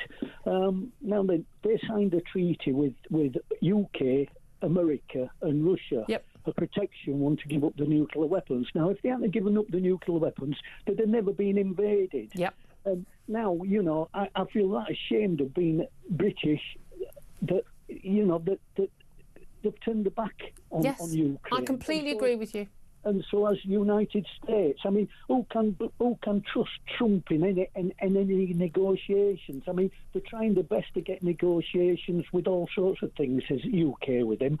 How can we trust a two-faced sod like him? It just begs belief. Well, that's it. I mean, again, I said, you know, on balance, I'd have voted for the guy, but I knew there were going to be problems, and Ukraine is certainly it. But do you think that long-term people are going to rue the day that he started these negotiations and probably basically just gave away Crimea and other Ukrainian territory to Russia? Do you think that that's going to come back and bite us all in the backside?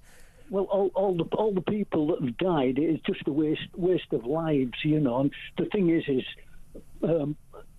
Trump wants to get into bed with Putin against China. You know, I mean, he wants to break that link up between China and Russia. You know, I mean, it's all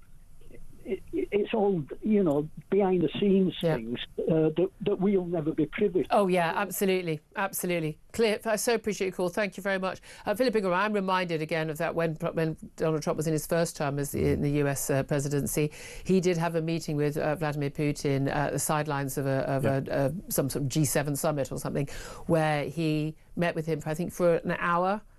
Longer than that, a couple of hours, without any officials present whatsoever, a one-on-one meeting. Now, this never happens, ever. It's unprecedented. But again... But yeah, what happened? What was that conversation? I don't know, and we have to remember that Donald Trump had business dealings into Moscow and into Russia. And he was getting bank loans from Russia when he couldn't get them in New York because his company was so useless. There have always been hints that Vladimir Putin has got some form of compromise on Donald Trump. Yep.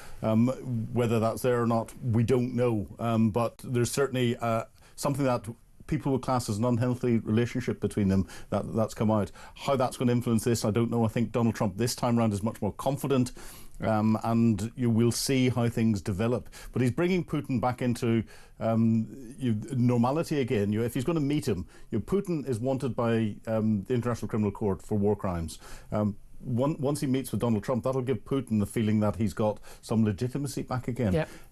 This is a slippery slope. Absolutely. Do welcome your thoughts. I also want to hear from you. Let's have a little bit of light relief. Have you ever lied on your CV like Rachel Reeves has? And did you actually ever get caught out? I'd love to hear from you. 0344 499 1000 is the number to call. Up next, going to talk to Shadow Defence Minister Marc Francois about where the Tories stand on Ukraine. This is Talk, the home of common sense.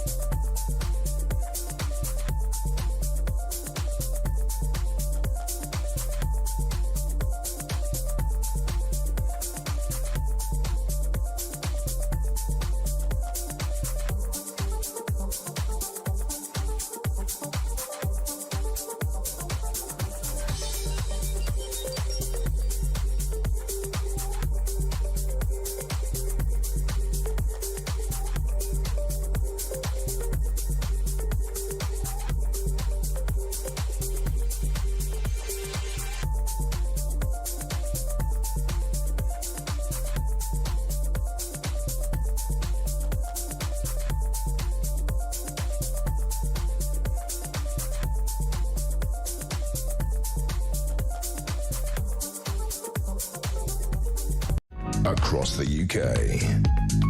On DAB+. On YouTube. On your mobile. And on your side. This is Talk. Very good morning to you. This is Talk, the Home of Common Sense. I'm Julia Hartley-Brewer, and Philip Ingram is still here, and we're joined now by Conservative MP and Shadow Defence Minister Mark Francois. Very good morning to you, Mark. Good morning, Julia. Thank you very much indeed for joining us. I'm going to put the question to you, which I've been putting to our audience and our guests this morning. With Trump and Putin beginning talks, 90-minute phone call, we're going to have negotiations on the future of Ukraine. Russia, though, already being told, well, you can keep captured territory and no way there's going to be NATO membership for Ukraine. Is this a betrayal of Ukraine? Well, look, I've just come hot foot from the House of Commons chamber to do this interview. We've just had an urgent question, which we, the Conservatives, secured, all about Ukraine. So there was absolute consensus across the House, all parties, that there can be no negotiations about the future of Ukraine without the direct involvement of Ukraine. It wouldn't be right, after everything the Ukrainians have endured, for this all to be negotiated above their heads. There was absolute unanimity in the Commons about that. Where, from our point of view, the Conservative point of view, what we've said on top of that is there mustn't be an outcome that would allow Putin to claim victory. So here's the risk.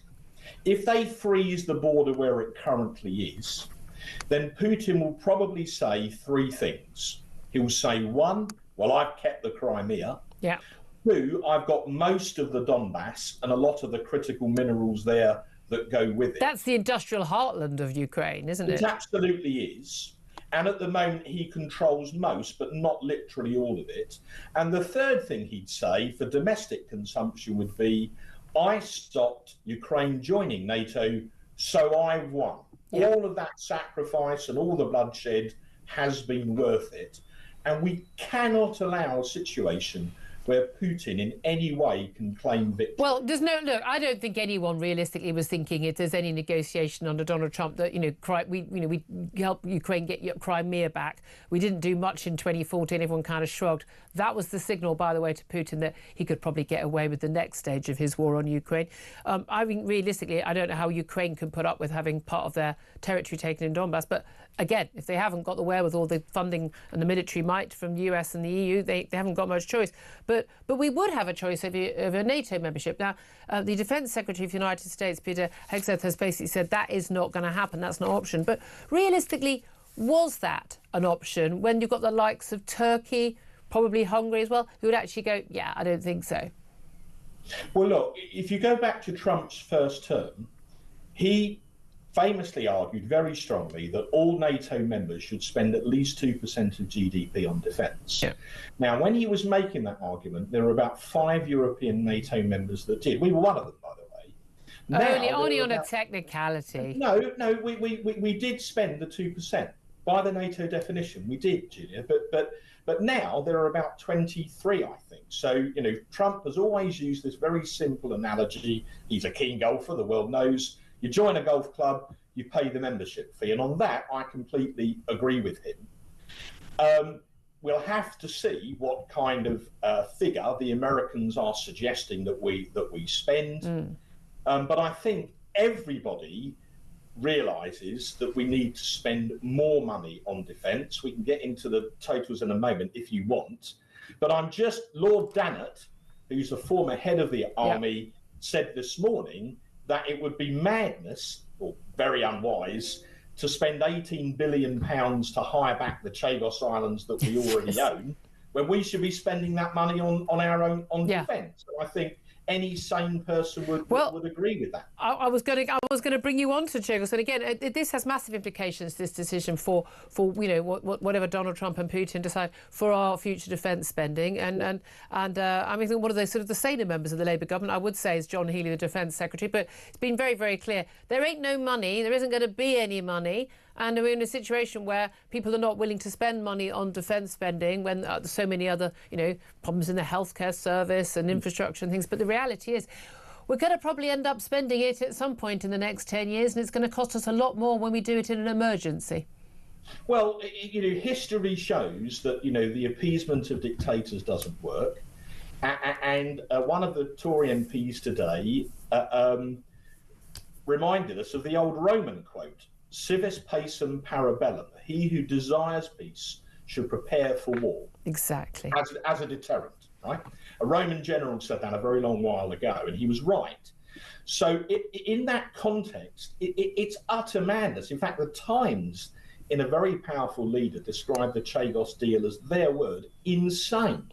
I mean, it's a bit like us giving £18 billion to rent back the Falklands from Argentina. Yeah. So oh, don't! Right. Oh, no! Don't give them ideas, because that's going to be next on the list. I've got no doubt at all. I'm sorry, Julie. You warned me about that last time. To be fair, you've got to stop suggesting these things. But we're told now the Chagos Islands deal that could be challenged in the courts. I mean, everything gets challenged in the courts, but it shouldn't have to be challenged in the courts, should it? But that's the thing. I do not trust this government to actually protect our national interest, because why on earth, when we know we're entering such a much more we're already in a very dangerous period in terms of the post-Cold War sort of settlement, that's over now. There's no one sensible who knows anything about strategy, the military and geopolitics, who doesn't think we are in a very dangerous time. Why would you give away basically control of, if to all intents and purposes, and access for China via Mauritius to a major important strategic military base that the US and the UK rely on? What, the government should just drop the whole thing. I mean, there would be a supreme irony if a government which is led by a human rights lawyer, which is obsessed, and I use the word deliberately, obsessed with so-called international human rights, were then to lose on this in court. I mean, there would certainly be an irony in that, but it should never, ever come to that. Look, even in terms of which government department would pay this $18 billion, I tabled some questions recently to the Treasury, and it came back bluntly that even the Treasury don't know who would pay for it. Oh, so no, we know who will pay for it. Us. Well, ultimately, yes. You know, Mrs. Thatcher once famously said there's no such thing as government money, there's only taxpayer money. Exactly. And that remains as true today as when she said it nearly 50 years ago. Absolutely. So it really would be, the Times are right, it would be insane when we should be spending more money on our defence to give $18 billion to Mauritius to rent back an island that we effectively and to weaken our defence. It was also extraordinary. Again, this wasn't a binding ruling from an international court. It was sort of a recommendation thing. But also, we now know that one of the judges who made that decision in the international court was a Chinese judge who'd previously backed and defended Russia's invasion of Ukraine. You know, I mean, seriously, we don't need to take these people seriously. We should just ignore it. Well, it is utterly bizarre. If I may, it's worse than that. There's an important point. Forgive the legalese, but you get the point. Yeah. When we signed up to that court in 2017, we had an opt-out. And the opt-out said that no decision of the ICJ that affected either a current or a former Commonwealth country would be legally binding on the United Kingdom. So it's an advisory judgment. Even if it were a final judgment, we wouldn't be legally bound because we have an opt-out when we joined. Very good point. So the whole thing is madness, and it's all because the PM and certain people around him are literally obsessed with international law and human rights. If only they cared about the human rights of people here and the law here, that would be a really good thing. Can I ask you just finally, we've got the latest GDP figures. Rachel Reeves, the Chancellor of the Exchequer, is going to be given commentary. We're basically flatlining. Things ain't looking good. We're not going to be able to pay for any of the stuff that she thinks we're going to be able to pay for by growth, because we're not seeing any. We have, though, seen quite a lot of growth in her CV. It's emerged the latest aspect of her CV that's not quite correct. Big porcupines being told. It seems to me that Hans Christian Andersen's been writing her LinkedIn profile over the years rather than her. We had told you she spent a decade, she spent 10 years as an economist at the Bank of England. Then she spent a number of years at Halifax Bank of Scotland as an economist. Then it emerged, well, she hadn't actually been at Halifax Bank of Scotland as an economist. She was in a backroom sort of complaints department role. Question marks about the terms in which she'd left both of these jobs. Had she been, quote, let go rather than chose to leave herself, under what circumstances? Now it emerges, although actually people have been whittling down these 10 years, it's now only 5.5 years that she actually was at the Bank of England as a junior economist. This was the basis on which we were told her as a next Chancellor, the first woman Chancellor, apparently an interesting fact to Labour voters and no one else, that she was qualified to do the job and she would bring expertise and sense to the job. Now it turns out that she can't even bring expertise to her own CV. Should she resign? Should she be sacked for lying on her CV? Because everyone else would be sacked for doing that. Well, look, I still have some friends I was at school with who are now, down the years, doing, quite senior jobs in the city. And I was speaking to one of them recently. He put it like this. He said, within the city, they're now so tightly regulated by the various regulatory bodies that if one of them, say working for an investment bank, were to be found to have fiddled or embellished their CV, that bank's HR department would have them out of the door in minutes. Yeah. It would be seen as, contrary to regulatory procedure. Yep. So in the city, to be caught embellishing your CV is effectively, at least in certain roles, a sacking offence. Which is why, this was what my friend said, the Chancellor in the city, when people go out in the evening and they have a couple of drinks after work, it's derision. She's a figure of fun, and people no longer take her seriously because of these allegations. So it really would be an idea from her point of view, perhaps to publish a completely updated CV if she wants to retain her credibility in the city, to say, OK, all right, here we are. This is what I really did and didn't do. Do you take my point? No, I mean, I think she needs to do that, but I'm sorry, everyone else in pretty much any other job would be sacked on the spot, and I don't know why the rules should be different for politicians. In fact, I think they should be even tighter for politicians. Mark Francois, we're going to have to leave it there. Appreciate that you're joining us, Conservative Shadow Defence Minister. Philip Ingram, we talked about the CV issue, unless you want to come back on that, but the Chagos Islands. There's a very good point. Like, we are desperately scrabbling for money to pay for, all of the major public services we need, and people paying sky-high taxes. And then, 18 billion. OK, it's not 18 billion in 1 year, but it's 18 billion quid that we don't have, that we're going to be paying to a country that has no right to Chagos Islands to give away an important defence base, effectively. There's the money. That we could spend that on defence. Oh, we could do tomorrow. And there's no logic behind why there's so much political push being put behind the Chagos Islands deal this early in this government's tenure. And therefore, when you take all the logical things away, there has to be something illogical or something illegal behind it. And that's what it all points to. And the government is not giving us the truth. So everyone's making their assumptions that there is something underhanded going on here, because that's the only logical answer. I think we are rightly assuming that, indeed. 11:47 is the time. Just the latest from Munich, where we've seen an attack where a car has been driven deliberately into people. We know 20 people injured, 2 critically injured. Police spokesman has just said that the driver was apprehended at the scene. He was a 24-year-old Afghan national. I know, I'm as surprised as you are. The car approached police vehicles at the scene before speeding up and deliberately hitting people, the spokesman said. So we'll keep you posted on any developments there. God, all those mental health problems, all those Afghan arrivals, eh? What a shame. 11:47 is the time. This is Talk.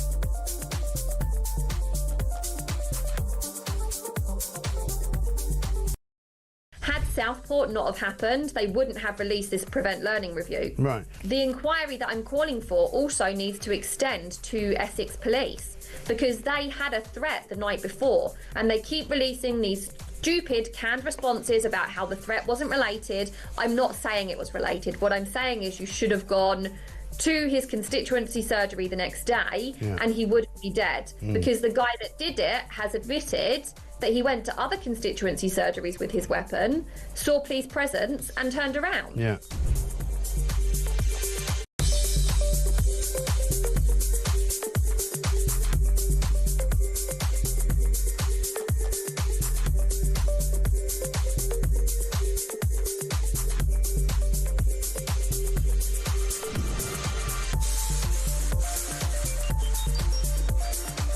Across the UK, on DAB+, on YouTube, on your mobile, and on your side.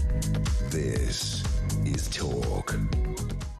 This is Talk, the home of common sense, with me, Julia Hartley-Brewer. Coming up after midday, we're going to actually get back to Rachel Reeves' CV, because there's some question marks, very big question marks, being raised about her expenses while she was in various jobs, and whether or not she was using her company credit card in the way that perhaps you would be expected to use your company credit card. More coming up on that very, very soon.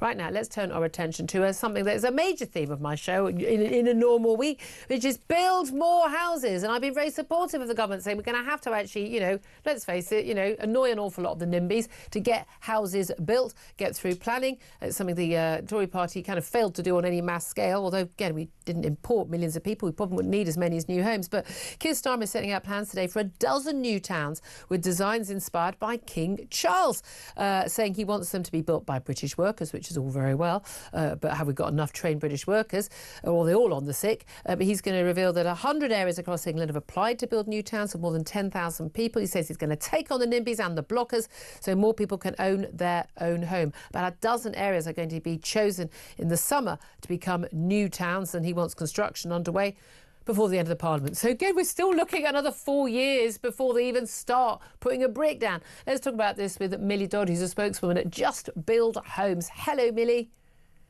Hi, Julia. Thanks for joining us. I mean, that's it's your organisation, your campaign group does exactly what it says on the tin. Just build homes. That's what we need to do. People need somewhere to live. We need to build the homes.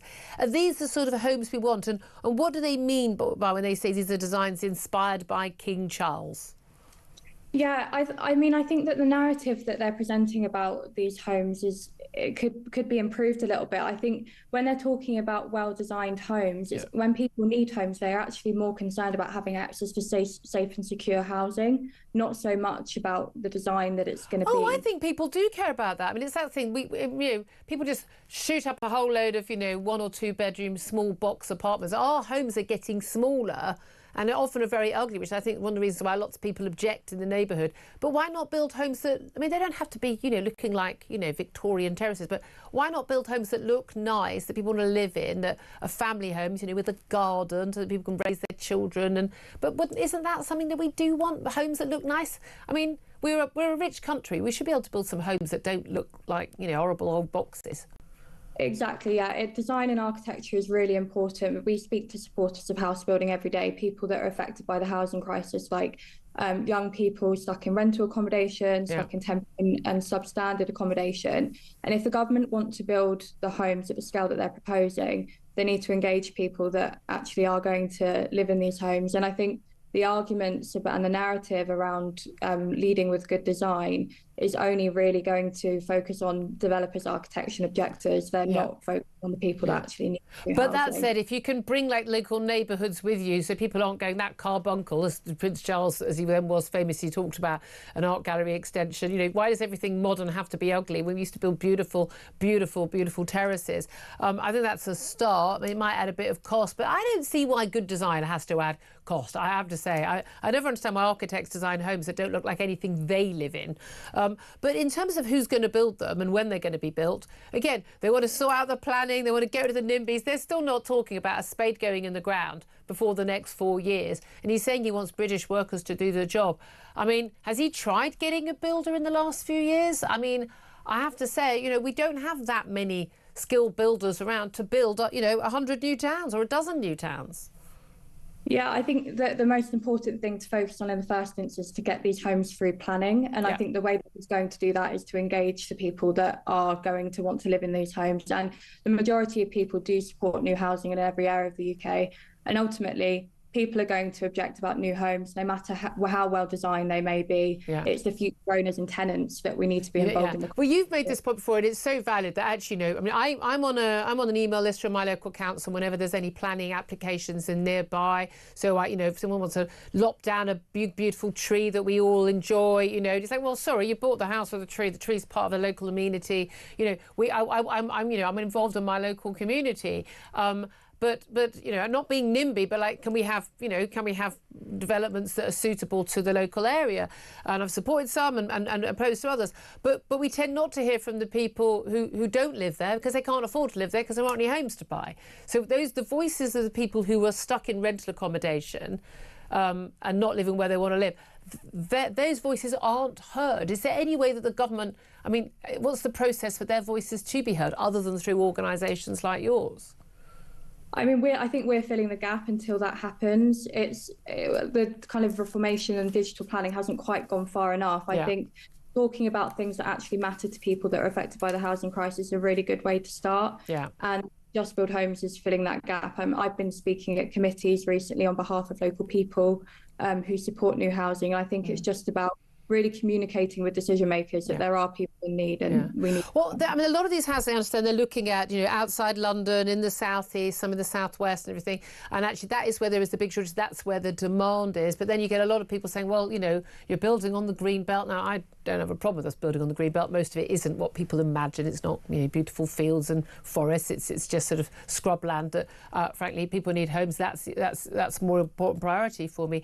But do we actually know exactly the kind of homes that the people you represent actually want and actually looking for? Because a lot of people might be going, well, I'm buying a one-bed flat or a studio. That's because all I can afford. But actually it probably make more sense if they could afford somewhere where they could then start to raise a family in a few years' time. Without then having to pay stamp duty a second time and go through all that cost of moving. But those homes aren't available to them. Yeah, from the people that I speak to, it's a whole range. Even older people looking to downsize, there's not enough homes to kind of free up the housing ladder in that sense. And to be honest, people support that we speak to all kinds of housing, even housing for the older generation, because there's a recognition that if you free up family homes, people can move up the ladder and get access to the type of housing that they need. Yeah, absolutely. And again, downsizing. My parents all downsized, older age, less to take care of, no longer, needing a big family house. And, it's just the natural way of things, isn't it? Millie Dodd, always good to talk to you. Thank you so much. She's from Just Build Homes, that campaign group. Philip Ingram, this is the issue. I'm a homeowner. I'm guessing you're a homeowner. Is that actually the voices of homeowners are always heard, objecting to things, the bananas, the NIMBYs, don't build anything anywhere. And we don't hear the voices of those who want these homes. Do you think this is a good idea, actually having new towns, but, actually homes that people might actually want to live in places where they want to live? Mind-blowing idea. I think it is, because I think we're seeing too many new big housing estates being built without the infrastructure around them to turn them into communities. And ugly things. And they're ugly. And if you don't have a community, then you're losing out so much. So you need the schools, you need the shops. You need the doctors, you need all the facilities. The railway links or the motorway links so they can get to work. Having a home is not just about having somewhere where you can go into and just close the door and stay there. It is that home being part of a wider community that can provide that community support. I actually think this is a really good idea. Yeah, except the amount of time. We just don't build anything in this country anymore, whether it's a nuclear power station, a reservoir, a third runway for an airport. It takes so long to do anything in this country. We've got to get that sorted out. It does, but I'm from Birmingham, and there are hundreds and hundreds and hundreds of homes going up in brown belt sites, old industrial sites across Birmingham. With the railway station I park in has just had a massive big. Yeah, but they're high-rise blocks. They're apartment blocks, aren't they? No. Most of them are houses. Most of them are semi-detached houses, and there's some apartments. Okay, that's good. Yeah, so well as I see, we're just pretty much entirely tiny little apartments. You just think a lot of people, that's not how they want to raise a family. Then we go, we haven't got enough young people. No, because people don't feel they can raise a family because they can't find a home that they can afford to do that. Swings and roundabouts, folks. Look, so much more to talk about. More about Ukraine, of course, coming up. We're going to talk to Ukrainian MP Kira Rudik about what she makes of what Donald Trump and his Defence Secretary have had to say. That's up next. Give us a call. Let us know your thoughts as well. This is Talk.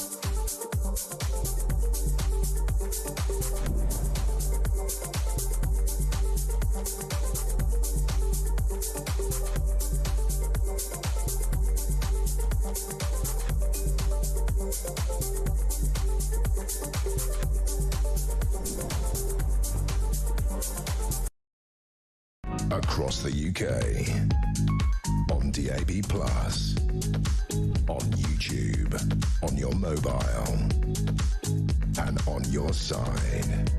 This is Talk.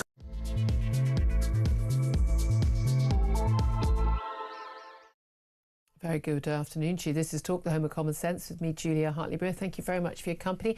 Whether you are listening on DAB Plus radio or on your smart speaker, watching on YouTube or your connected device, it's great to have your company. Lots of you getting in touch. Promise to get some more calls from you in the next half hour about Ukraine. Donald Trump and Vladimir Putin have begun talks to end the war in Ukraine 3 years after Russia's invasion. However, in a huge blow to Kyiv, any peace deal is expected to include no NATO membership, as well as Russia keeping the territory they've annexed since 2014. So that's Crimea and indeed much of the Donbass region in the east of the country. Is this really peace in our time, or is this a betrayal of Ukraine? Well, up next, we'll be talking to Ukrainian MP Kira Rudik. But I want to hear from you. 0344 499 1000 is the number to call. You can text the word TALK and your message to 87222. Get in touch on X at talkTV. Calls are charged at the national rate. Texts are charged at the standard network rate message charge. Also going to be talking about the madness of our migration policy, with a Nigerian woman who tried and failed 8 times to secure asylum in Britain, finally getting granted the right to stay after she joined a terrorist group to boost her claim. So basically, I've joined this terrorist group. I would now be unable to return to Nigeria. I mean, why on earth would we want to have this woman? Plus, we'll be talking about the economics of Reform UK promising to scrap net zero, and not only that, placing a windfall tax on renewable energy firms if they win the next election.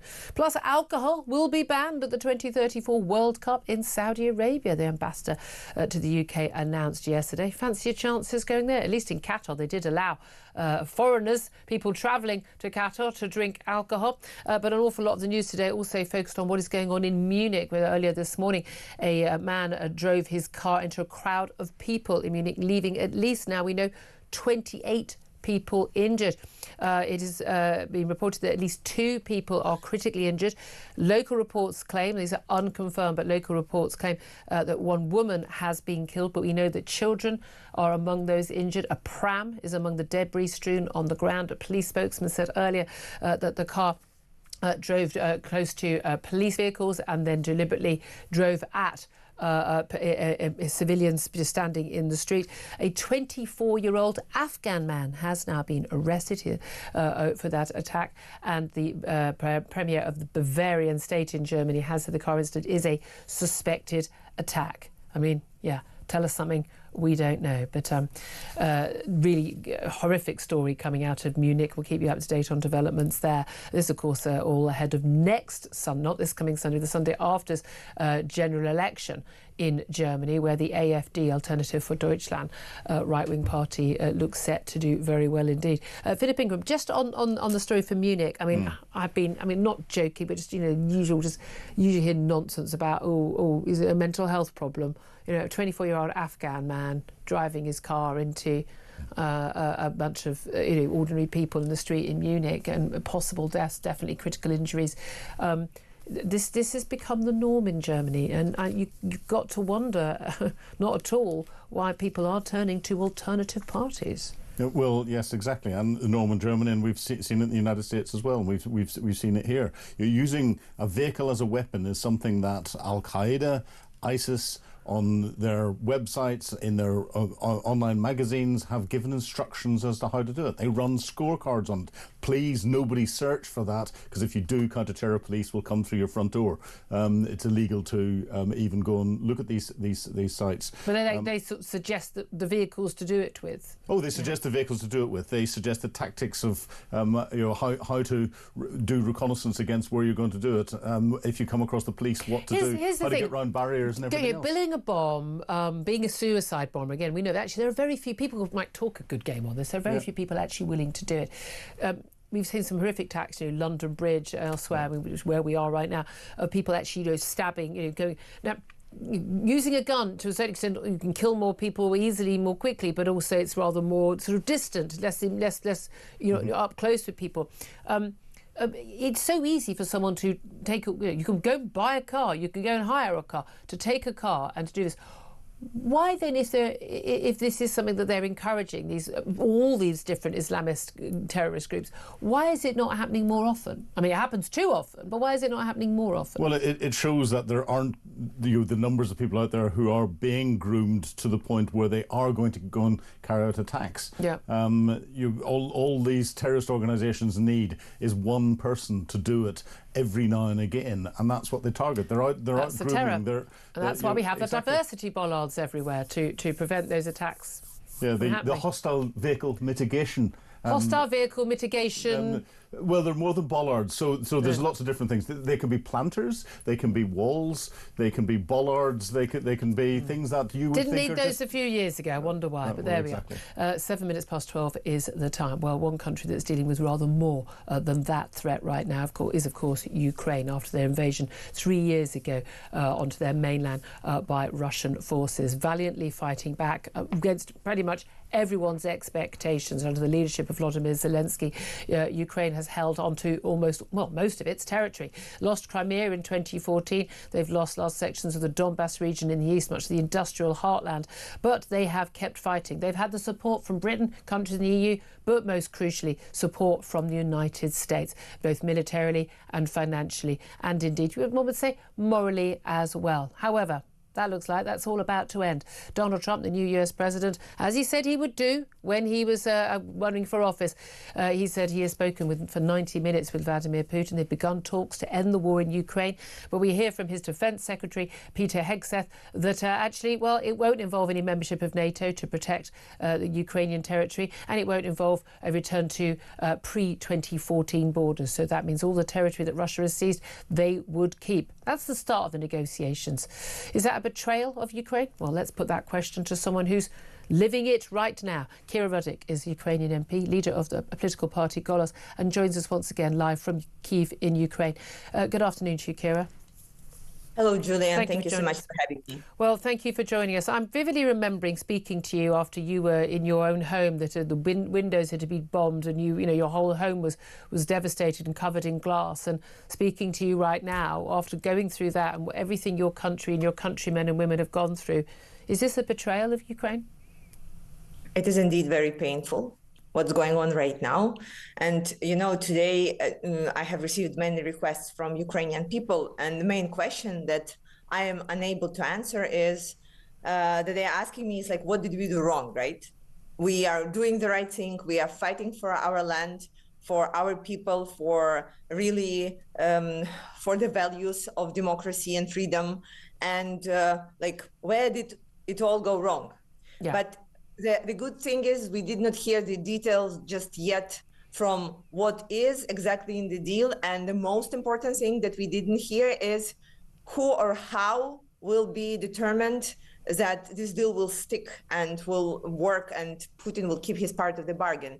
Because we already has been through that. Since 2014, we had the so-called ceasefire that Russia actually never honored, and we didn't have anyone to pressure them into actually working with that. So these are the questions that we do not have the answers yet. Yes, because Vladimir Putin, famously so trustworthy. I mean, that's the issue, isn't it? It seems to me very, very clear. He got the message in 2014 that, you know, yeah, you can just take any part of Ukraine you want. So what a surprise. Back in 2022, he came in to seize the rest of Ukraine. The message has gone out loud and clear that the West will help, but only so far. If there is a deal, let's say Russia gets to keep the territory that they've already managed to take control of, there would have to be some sort of international guarantee of at least preventing Russia from encroaching any further. But would you trust that guarantee, given that the Minsk Treaty, basically, you know, America and the US, so America and the UK, and Russia, vowed to protect Ukraine's sovereign national borders, and they clearly have not been protected. Would you trust anything that the West says now? Well, of course, there would be some ways of ensuring the security, but you are absolutely right. In the current situation, can you actually trust the promises that you are being given?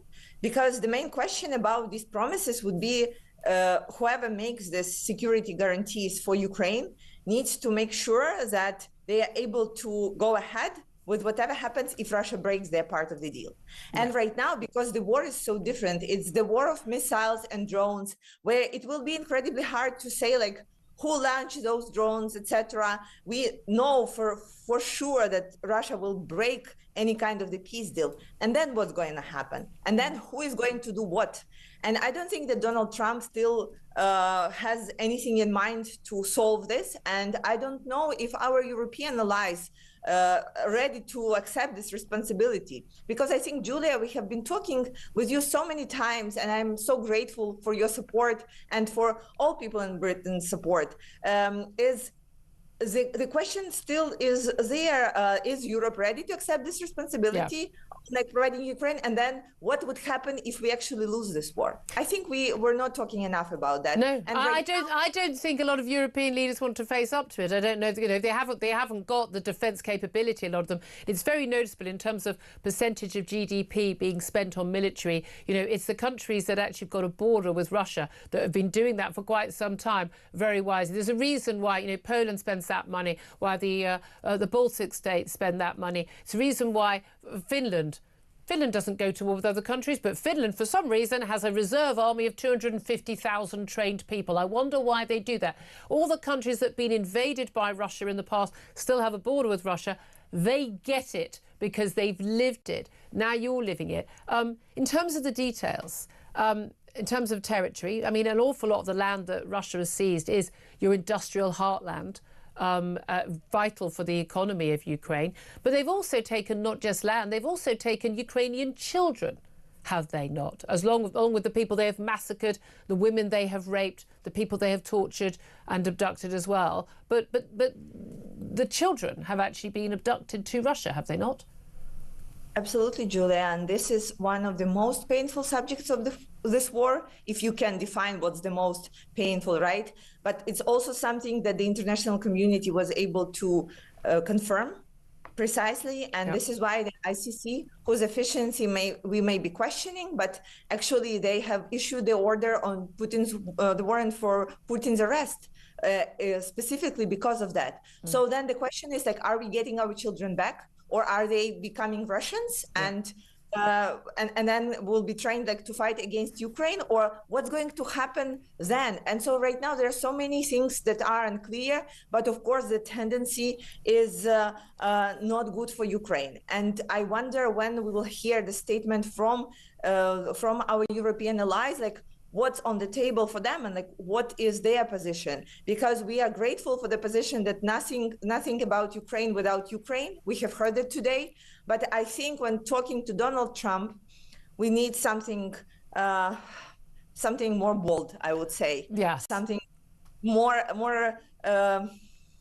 something that would show the leadership, something that would show that you will that you will not back down. Well, in my heart, I know that you will not, but we need in the United States to hear that as well. Well, that's it. Some people pointing out, we had lots of calls on this, that actually, and John Healey, the Defence Secretary, has, I think, quite rightly said there can't be any talks about the ending this war without Ukraine in the room, without Zelensky in the room, with Putin and Donald Trump. But also just crucially, Ukraine has to agree to this, because the war doesn't end if Ukraine doesn't agree that the war ends, because your people have valiantly fought for your nation state, for your people, for your homeland, and you'd have done it whether you got the help that you got or you did not. Realistically, will most Ukrainians go? I've seen some polling suggest lots of Ukrainians, they're war weary. People are dying. They want to go back to normal life, but would most Ukrainians say, we're willing to give up territory to get a normal life back, to get peace back, and to get our men back from the front line?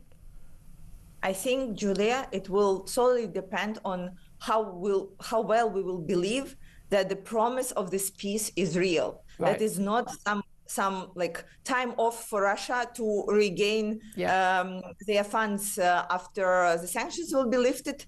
And to train more soldiers and then to attack us again. And again, right now in all the statements by the world leaders, we hear everything but the answer to this particular question. Yeah. That's going to be the key. And have you been surprised? Because it's one of the things that I'm utterly perplexed by, because I thought Donald Trump, if elected, he'd be really strong on Israel. There's been none of this sort of, on one side or on the other side. No, it's backing Israel 100%.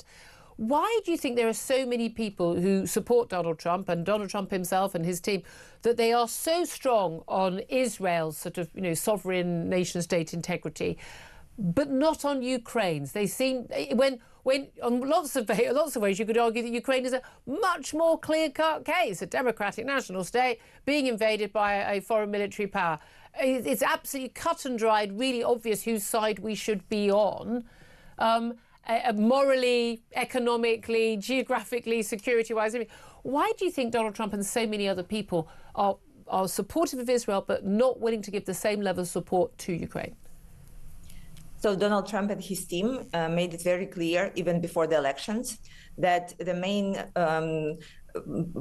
policy item for them would be to make sure that China, a key adversary of the United States, will not have the productive unity with Russia and will not be in the military alliance, and that they will be working closely on making sure that that wouldn't happen.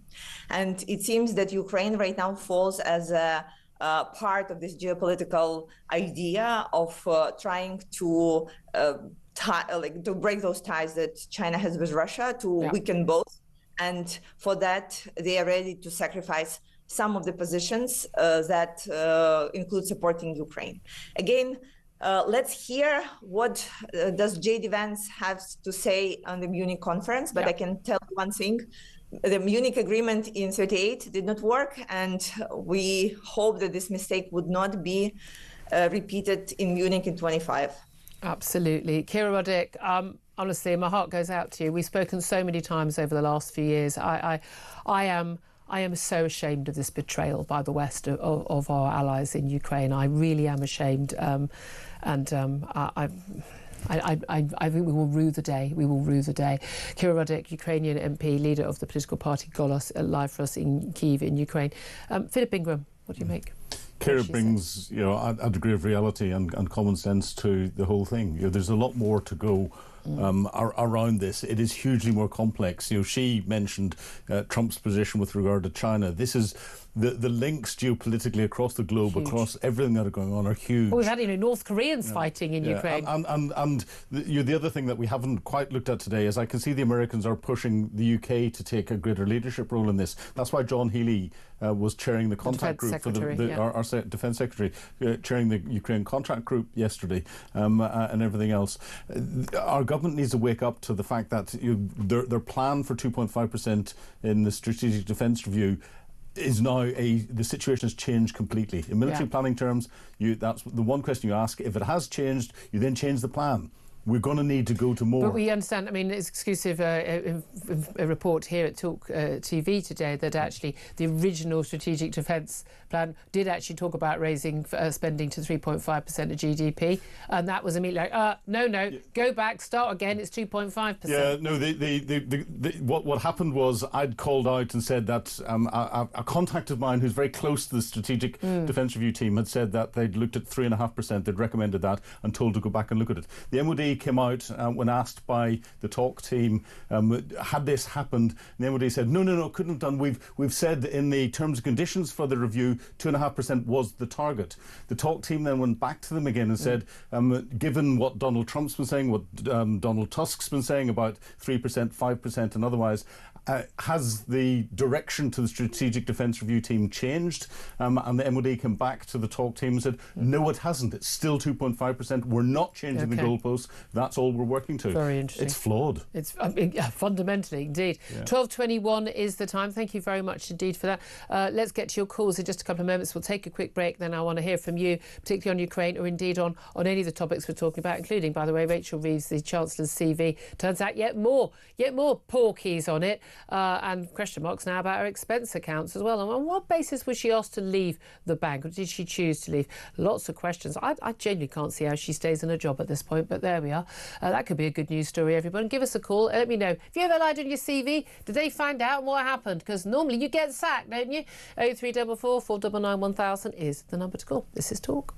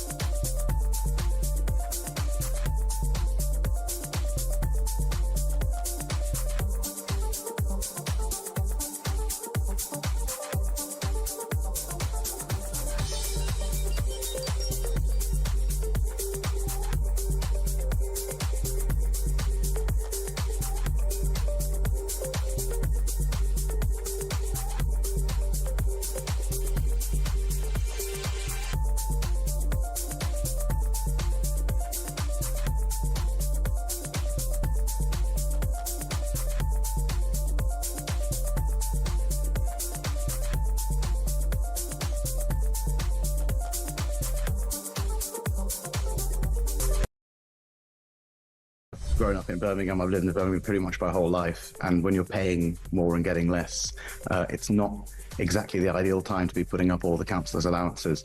Although it might surprise you that I do actually sympathise with John Cotton's point about getting more people to be able to afford to be councillors, because long term, I mean, no one's going to vote for having higher pay for any politician, but longer term, it could be that we just end up with a bunch of students and a bunch of retired people as the only people who become councillors. But I don't think it's the right move to be sticking up your allowances at this time.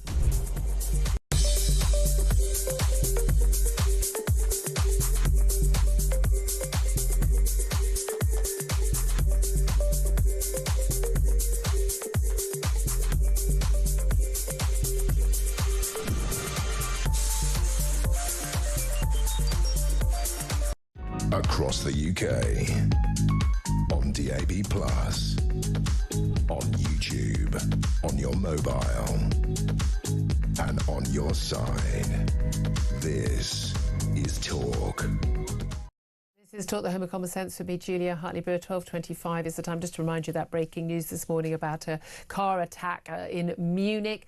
We now know some 28 people injured, 2 critically. Reports locally, although not confirmed, suggest that a woman has died. We know that children among those injured, a pram among the debris, when a man now identified as a 24-year-old Afghan drove his car deliberately into pedestrians. He has been apprehended by police, and what a surprise.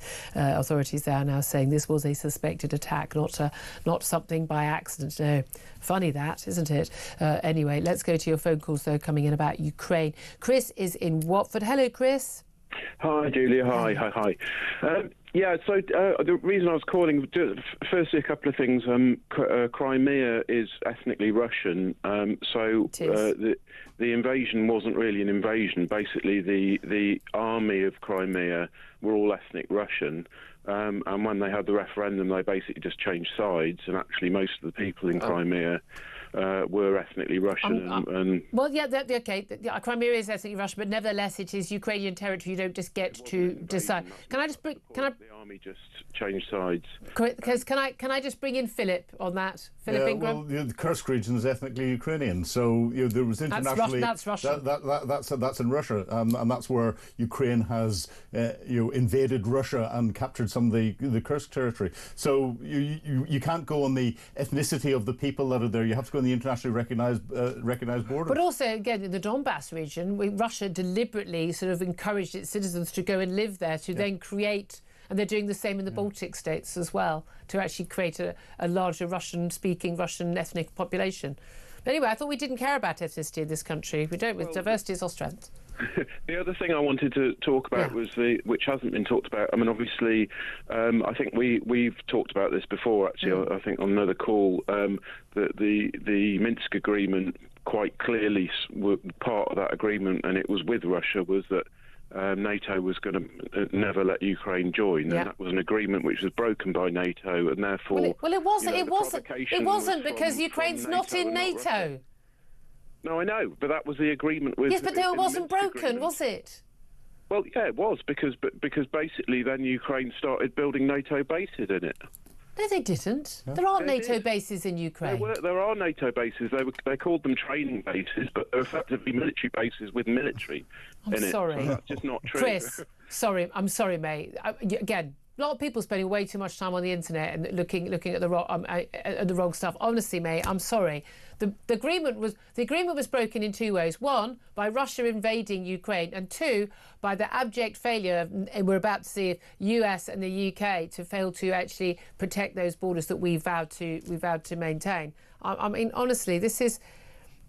I mean, I think this is abject nonsense, and these are Kremlin talking points. Yes, they are very much so. There were training forces from different nations inside Ukraine helping the Ukrainian military, as we have in lots of countries around the world, but they were not NATO bases. They were on bilateral agreements from different countries, and they weren't a sovereign base of that country. And, this is usual. In no way was Ukraine a threat to Russia when Russia decided to invade. No. Chris, I'm going to leave it there. I'm going to go to Paul, who's in Portsmouth. Hello, Paul. Hello, Julia, and hello, Phil. Hi, Paul. Hi there. I think Phil will know this as well. If we look at history itself and the lessons from history, when we go back before the start of the Second World War, when then the so-called European alliance then literally negotiated and handed over Czechoslovakia to the Nazis to appease Hitler. This is what happens when you negotiate with the devil. And I'm sorry, Julia, we have got to be in a position of power or anything like that regarding what we hold over Putin and what we hold over Russia before we can negotiate anything with that man. Yeah, well, again, so what do you think should happen? What should Donald Trump be saying to Vladimir Putin, and what should we do in response? I think, like I said, I think they all agree when we talk about we negotiate from a power, from a position of strength, is that he tells Putin about what he will do and how he would arm Ukraine and how we will back Ukraine with the European, whether it's NATO or whatever it is. We must be in a position of power that there is a threat there that he knows, and hopefully we'll get from the Trump that this is something genuine. This is something that he will, as he's done so far since he's come as president, he will follow through and he will put things in place to strengthen the Ukraine position and to put us in a better negotiating position. I mean, again, but that's the reality is, even if they said, OK, you can keep Crimea and all the rest, what's to stop Vladimir Putin, as Kira Rudik said, regrouping, rebuilding his forces and coming back in 5 years' time? He views his Russian soldiers as just cannon fodder. He doesn't care how many of them are blown apart. He really doesn't care. It's quite true. What do you make, by the way? We've had a number of calls today, like Chris and others, who were just saying, well, look, this part is ethnically Russian, or the agreement was broken by Ukraine. And there always seem to be these justifications for why it was perfectly reasonable for Russia to have invaded. All right, so if they invaded Scotland, if they invaded Wales, then we just turn around and say, well, the most Welsh people speaking, so it's just that's fine. The same with Scotland. Well, it's utter nonsense. Okay, this is a sovereign land, belong to a democratic sovereign country that's been invaded. So, under international law, they should be. I mean, not even under international law. It's actually, again, we've actually signed that Minsk agreement, but we are duty bound, I believe. Don't sign agreements to back to help a country if you're not willing to do it. Because I've got big question marks about whether, if Putin attacked a NATO country, whether we would actually go to help them now. I genuinely am worried that Donald Trump wouldn't, and that we don't have the wherewithal. Where do you think this ends? If there is this deal, and Russia gets pretty much what Vladimir Putin's got right now, where do you think this ends? I think you're right, Julia. I think, like you say, what is the deal? I think the deal will dictate everything, again, about what Putin gets. Because, again, if you give a bully an inch, then we know he's going to take more than an inch, isn't he? So absolutely, I think it's going to empower him if the deal comes more on his side, then it's better on him than it does for us. Absolutely, my concern too. Paul, thank you very much indeed for that. It's Paul in Portsmouth. 0344 499 1000. It's a number to call. Lots more calls. We'll try and get another one in before the top of the hour. Time now, though, to find out how you could be in with a chance of winning 25 grand. It's competition time, and we're giving you a chance to win a whopping £25,000. So what do you need to do to get involved? All you have to do is text the word prize to 83338, or you can enter by post. It's as simple as that. Once again, to get involved, just text the word prize to 83338, or you can enter by post. 18 plus, UK excluding NI. Enter by SMS for £2 plus one standard network charge by 11 p.m. on March the 3rd, 2025. Or send your name, email and contact number to £25,000 cash competition, PO Box 3190, Colchester CO2 8GP, to arrive by 5 p.m. on March the 6th, 2025. This is a News Broadcasting Network promotion. Full terms and conditions at talksport.com. Good luck, everybody. 12:32 is the time. I'm going to take a quick break. Lots more to talk about, including a ban on booze. Everyone drinking booze at the Saudi World Cup. Would you go along? This is Talk, the home of common sense.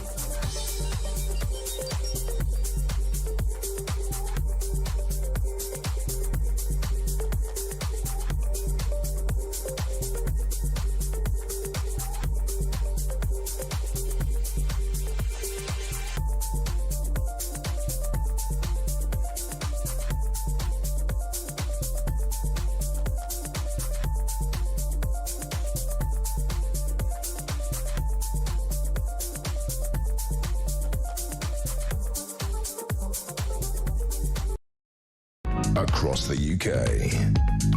On DAB+. On YouTube. On your mobile. And on your side. This is Talk. A very big welcome back. Thank you very much indeed for joining me. This is Talk, the home of common sense. Me, Julia Hartley-Brewer. 12:35 is the time. Philip Ingram is still here. Mark Littlewood has joined us. He's the Director of Popular Conservatism. Very nice to see you. It's been a long time. Great to see you, Julia. Lots to talk about. Can we start with GDP? Yeah. Because it's brilliant. We're not in recession. Are you cheering? Are you celebrating all afternoon? The champagne's been popping all morning when I heard those figures. I mean, 0.1% growth in the final quarter of the year, in case you're wondering. These figures are pretty dire.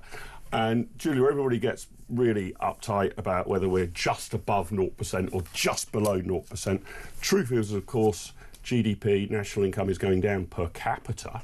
So we measure the whole country. But if you bring in 700,000 people every year, your total GDP will go up, but not on average. So the average person is getting I think you'll find, if you check what everyone's been saying for the last 20 years, that every single arrival in this country adds to our economy, and they are net contributors. Oh, no, it turns out all those figures were wrong. Exactly. Those figures are definitely wrong. Did they know they were wrong, do you think? Well, and it might be, dynamics change, right? So it might be that there was a time some time ago where we needed an influx of labour, but that isn't true every year between now and eternity. Yeah. And there's no doubt. And it does depend where they come from. Big fan of French bankers and German bankers American coming brain over surgeons, that's pretty good as well. But as a cohort, they are definitely net beneficiaries from government spending, not net contributors. Not all of them. Those numbers will include some people who've come over to play Premier League football. They'll be net contributors. But as a cohort, they are taking from the exchequer, not giving to us. Let's talk about the issue of people who do come here and do get to stay here. We've had an array of extraordinary stories in the last week about people who've not been able to stay here. Today we've got a Nigerian woman. She's been able to stay in the country on her 8th attempt at staying in this country as an asylum seeker, because coming from Nigeria, basically kept being rejected. Why she wasn't sent home immediately after the first rejection, you've got to wonder, although not surprised. And then basically she was advised, join a terror group, a particularly prescribed group, not prescribed in this country, prescribed there, and therefore you won't be able to be returned home because you'd be targeted for that. And she managed to stay. Unbelievable. We had an Albanian who couldn't be deported because his young son apparently was a bit fussy about food and wouldn't like foreign chicken nuggets. How they would know that is fascinating. I don't know. We've also had a Pakistani man convicted of child sex offences, not living with his own children, what with being a paedophile, a part of a grooming gang, but not being able to be returned to Pakistan because apparently this would be unduly harsh on his children that he wasn't allowed to live with anyway. We've also had a Gazan family, mum, dad, 4 kids, being told, according to the senior tribunal, senior tier of the refugee tribunals, that they can come and live here under the auspices of the Ukraine family scheme, even though they're coming from Gaza under exceptional circumstances, being that their home has been destroyed, which is pretty much everyone of the population of Gaza. These stories, I'm just reeling those off. That's just this week's stories, Mark. What is going on and what do we do about it? OK, well, it is bananas, isn't it? I mean, it is absolutely ludicrous. The idea that the preferences of your kid over what type of chicken nuggets and sauce he likes with them is in any way relevant to an asylum claim is bizarre. And this Nigerian one, I mean, this is unbelievable, right? The message now is if you're a bit worried you might be kicked out, then the best thing you can do is to join some fanatical, loony, extremist pseudo-terror group to then say that if I'm sent home, I'll be unfairly persecuted. The judge in that case even accepted she was not sincere in joining that group. It wasn't a reflection of her true beliefs. But even if she had been, on both counts, sincere or insincere, still don't want you here. I agree. And here's the problem, I think. It does come down to our human rights legislation. In particular, I mean, I would get us out of the European Convention of Human Rights and repeal the Human Rights Act. But in particular, it doesn't apply to all of these cases, is Article 8 of the Human Rights Act. This says that you should have respect for your privacy and a family life. Well, that sounds nice, But wow, is that vague. And if you allow judges to interpret that and they start thinking your right to a family life is one in which your son can eat whatever flavour of chicken McNuggets he likes, then suddenly you stay. So politicians, if they're not going to scrap the whole ECHR and the we have to get rid of that one. You've at least got to clarify that one. But having read through these articles, there are clearly statements in these articles. There's a further paragraph. It's not just one sentence. When it's except where it is unreasonable interference in your family life, your right to family. That is the issue. Not for instance, if you commit a crime, we absolutely take away your right to a family life by putting you in prison. It seems to me on this basis, if the interpretations of the law continue in this way, in this Article 8, we are getting to the point when judges are going to say, I cannot infringe your right to a family life, I cannot put you behind bars even though you've committed murder. Correct. And my worry is that I would think now, if you wish to be, I don't know, an activist who meaningfully affects British immigration policy, you're probably better off trying to become a judge than trying to become a cabinet minister. We have now allowed our courts to set so much policy, not just in immigration, on things like, can we go drilling in the North Sea, or does that infringe your rights to not die of climate change? So but that is the legal situation. Yeah, it is ludicrous. And we have got to get power back into a sovereign parliament so that the immigration rules are set by our MPs who we can vote for or vote out. And we've even seen that in America. I mean, lots of things that Donald Trump, he's got a clear mandate to do. I mean, again, we've been talking about Ukraine all morning, but he's doing what he said he was going to do. He's got the mandate for it. I disagree with him fundamentally on it. It was my biggest concern about him being elected. Otherwise, I was in favour of lots of what he wanted to do. But again, we've got judges trying to stop him from doing things that he said he was going to do. Can I just bring you up to date the latest news coming out of Munich? And the German city has seen a horrific attack this morning where a Mini Cooper rammed into a group of people in Germany. They were actually protesters from a trade union in Germany's public sector. They were calling for more pay in schools and hospitals. Children among the injured, a pram among the debris. 2 people we know are critically injured out of 28 we know are injured. It has been reported locally, although not confirmed, that a woman has died in that injury. The man who was driving the car was immediately apprehended. He's a 24-year-old Afghan man. News magazine Der Spiegel has identified more about him. They say that he arrived in Germany in 2016. He applied for asylum, having arrived from Afghanistan. His asylum application was rejected, but he was allowed to stay in the country due to the security situation in Afghanistan. He has also posted Islamist content on a social media site before carrying out this attack. Sounds very familiar, doesn't it? It does. I mean, I'm not as au fait with the German immigration system, but I think another part of it, I was just reading, was that he was known to the authorities for a range of offences. Well, I mean, even if you can't at that point deport him for some reason, why isn't he at least incarcerated? So it seems on the face of it, they've got very similar problems to the ones we have here, that there's an inability to deal severely, even when you've got the information. This isn't out of a clear blue sky. With David Amos, the Tory MP, who was the report yesterday saying that, once again, suspect, the man who was convicted had been a suspect, he'd been on a terror list, and then they decided to take him off. Yeah. Now, I mean, mistakes will happen. We can't expect an organisation like Prevent to be able to catch every single terrorist. I mean, it's a difficult subjective judgment. But it seems to me across the board, we are basically too soft. And the legal system is allowing judges to effectively determine our approach to immigration and asylum, and that needs to be decided by politicians. The politicians might well get it wrong, but you can kick them out. This is the key. Look, it's one of the reasons why you were a Brexiteer and I was a Brexiteer. I still am because of this. Our popular conservatism, very much associated with Liz Truss and the like. I mean, it's quite interesting to see where we are economically at the moment in terms of borrowing. The 10-year gilt yields and the cost of the Treasury, i.e. you and me, because we're paying for everything as taxpayers of our borrowing in this country. That it is now, it's much higher than it was when Liz Truss had her disastrous budget. Way back when, was it, 2.5 years ago now? And yet Liz Truss is still sort of, being laughed at as, with the lettuce and the mockery, and yet there we are, Rachel Reeves still in the job. Yeah, no, that's right. I mean, our case is not to refight the wars of the mini budget, although I would like taxes to go down, regulation to go down, and spending to be got under control. Our assertion is as follows.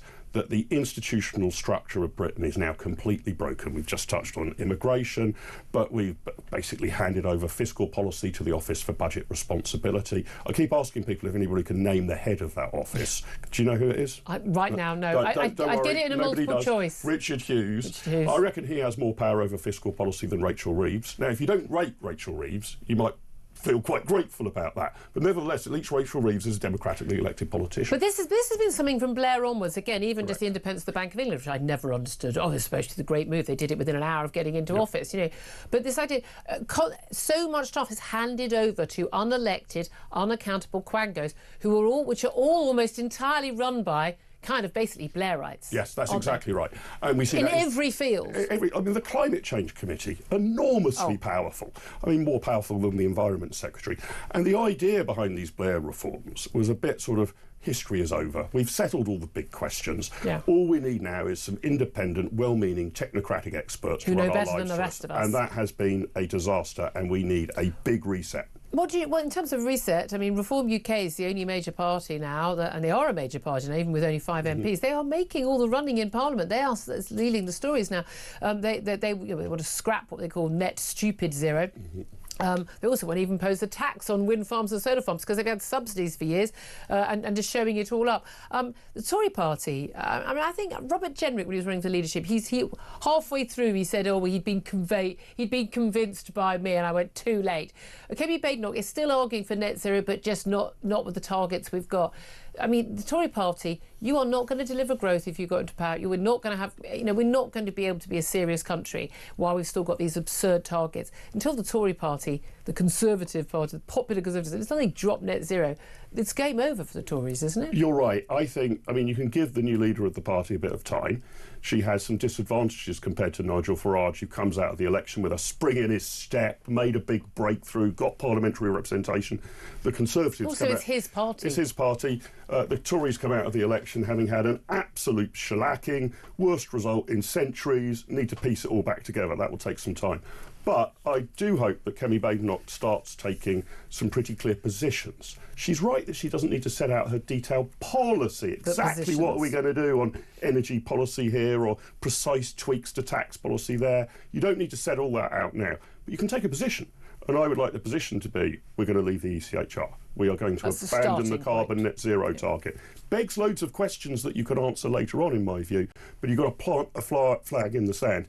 And I think if the Conservatives do that, well, maybe it will win over some of the supporters of Reform. And it may have been possible without Reform UK yapping at their heels, or indeed taking over from them in the polls, as they have done, even with Labour. They could have carried on and not had some policy, but with Reform setting that agenda, it's just not an option. Can we come back to Rachel Reeves, though, because yet more revelations today about her CV, particularly on LinkedIn. I hate LinkedIn, I have to say. Basically, how long she spent working at the Bank of England. We she claimed she was an economist for 10 years at the Bank of England. She was also an economist at Halifax Bank of Scotland, HBOS. She wasn't an economist at HBOS. She wasn't there for as long as she said. She was actually working in a backroom role. She said 10 years at Bank of England. Wasn't 10 years. It turns out we already knew it was less than that. 5.5 years. Now, we were saying earlier, you could, if you worked there for 9 years, you might say I was there a decade. Yeah. 5.5 years and 10 years. Now, she's basically doubled it. She has lied on her CV. There's some big question marks about her departure from both jobs, about whether it was of her own choosing or not. Also, some question marks being raised by a number of different news organisations about her expenses and whether or not she had stuck to rules on expenses and whether this had been an issue with her then employers. If you apply for a job with the CV saying you've done this with this experience or this qualification, and then you subsequently learn that you don't have the experience you said you've had, your employer has every right to sack you, do they not? I mean, should she keep her job? I think she's certainly got a hell of a lot of questions to answer, right? We don't, obviously, when you become Chancellor of the Exchequer, it's not a typical job application. She did not provide her CV. We were told she was his former Bank of England economist. We were. So the key thing is, what did the Prime Minister know? And it does seem a very odd thing to be anything less than honest about. I mean, you're eventually going to get caught if you claim that you've worked somewhere for 10 years and you've barely done half that. 4.5 years, that's quite a missing gap. That's an extraordinary amount of time to be out from. So, yeah, it looks extremely dodgy. As I say, it's not a typical job to apply for, so I want to know what the Prime Minister knew about her qualifications. Well, I have a funny feeling that may come up. Just finally, up next, we're going to take a quick break, then we're going to be talking about the Saudis. They've got the World Cup in 2034. I know you're a huge footy fan. And they apparently are going to have a full alcohol ban, booze ban. Now, after Qatar, people worried about that. No, don't worry, fans. There are going to be drinking zones. You, of course, can drink before and after the matches. Nope. The Saudi ambassador has said, nope, there will be no drinking at all. Would you go on that basis? No. I wouldn't want to go to Saudi Arabia anyway. Stay at home or do what I do, which is when there's a big football tournament on, go somewhere warm, like Mallorca.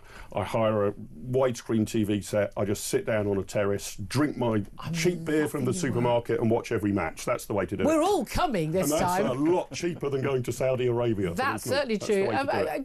What do you make of it? I mean, listening to all of this Philippine group, let's get you on the important stuff. Would you go to Saudi Arabia to watch the footy if you couldn't have a drink? I've no interest in football whatsoever. Oh, you and even on the television. You're a rugby man, aren't you? I want to drown myself rather than switch it on. Well, would you watch a Rugby World Cup if you couldn't have a drink? No.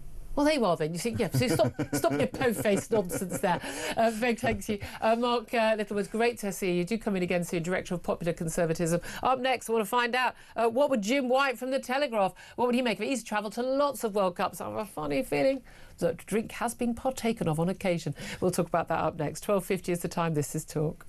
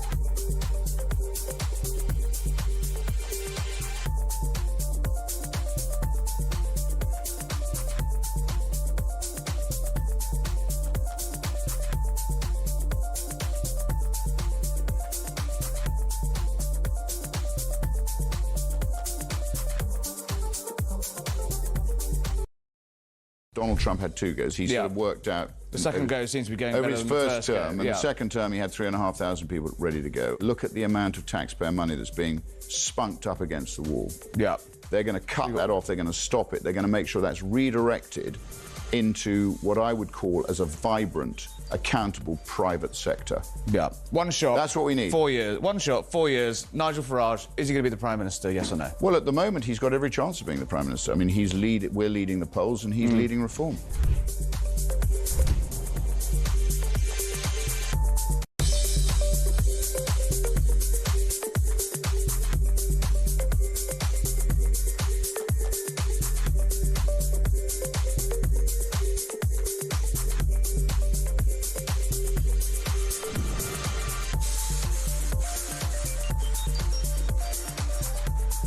Across the UK, on DAB+, on YouTube, on your mobile, and on your side. This is Talk. Good afternoon to you. This is Talk, the Home of Common Sense with me, Julia Hartley-Brewer. 12:53 is the time. Let's talk more about the World Cup. 2034, Saudi Arabia is hosting the World Cup. God knows why. But they basically said alcohol is going to be banned. Of course, it is a dry country. But I think most people had expected that, like Qatar, when they hosted the last World Cup, that actually, well, you know, there'd be booze allowed, wouldn't there? But no, apparently the Saudi ambassador to the UK said that is not the case. So would you want to go?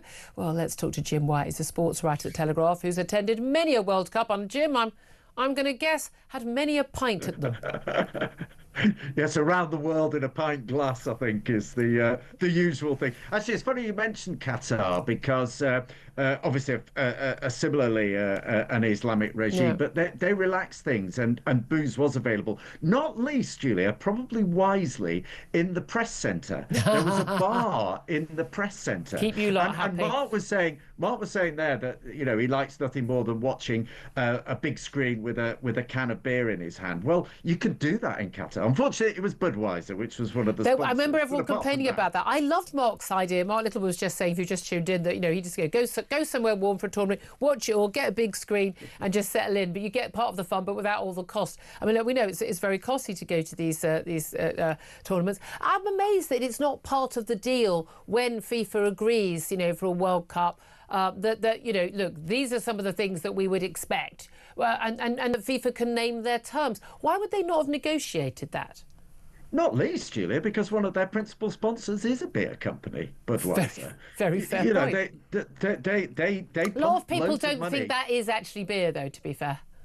Well, that's true. It's a sparkling water, but I think you know, large amounts of money go into Gianni Infantino's pockets from this company. It was interesting in Qatar. They were initially, Budweiser were going to have areas around the stadiums, a little kind of zone where you could go and drink. And I remember going a couple of days before the kickoff to one of the stadiums, and they were taking down the fan zone because it had been at the last minute decided that fans weren't going to be allowed to take a drink. So, you know, even there, I'm surprised Budweiser continued with their sponsorship. But yes, I mean, the fact of the matter is that FIFA have sold out everything, their integrity, souls, the whole lot. And I think booze is just a part of it. And it is part of the culture. I mean, I still hate the fact if I go to Wembley, if I go to a concert, I can have a drink in my seat. But if I go to watch a football match, I can't. I mean, it's just like,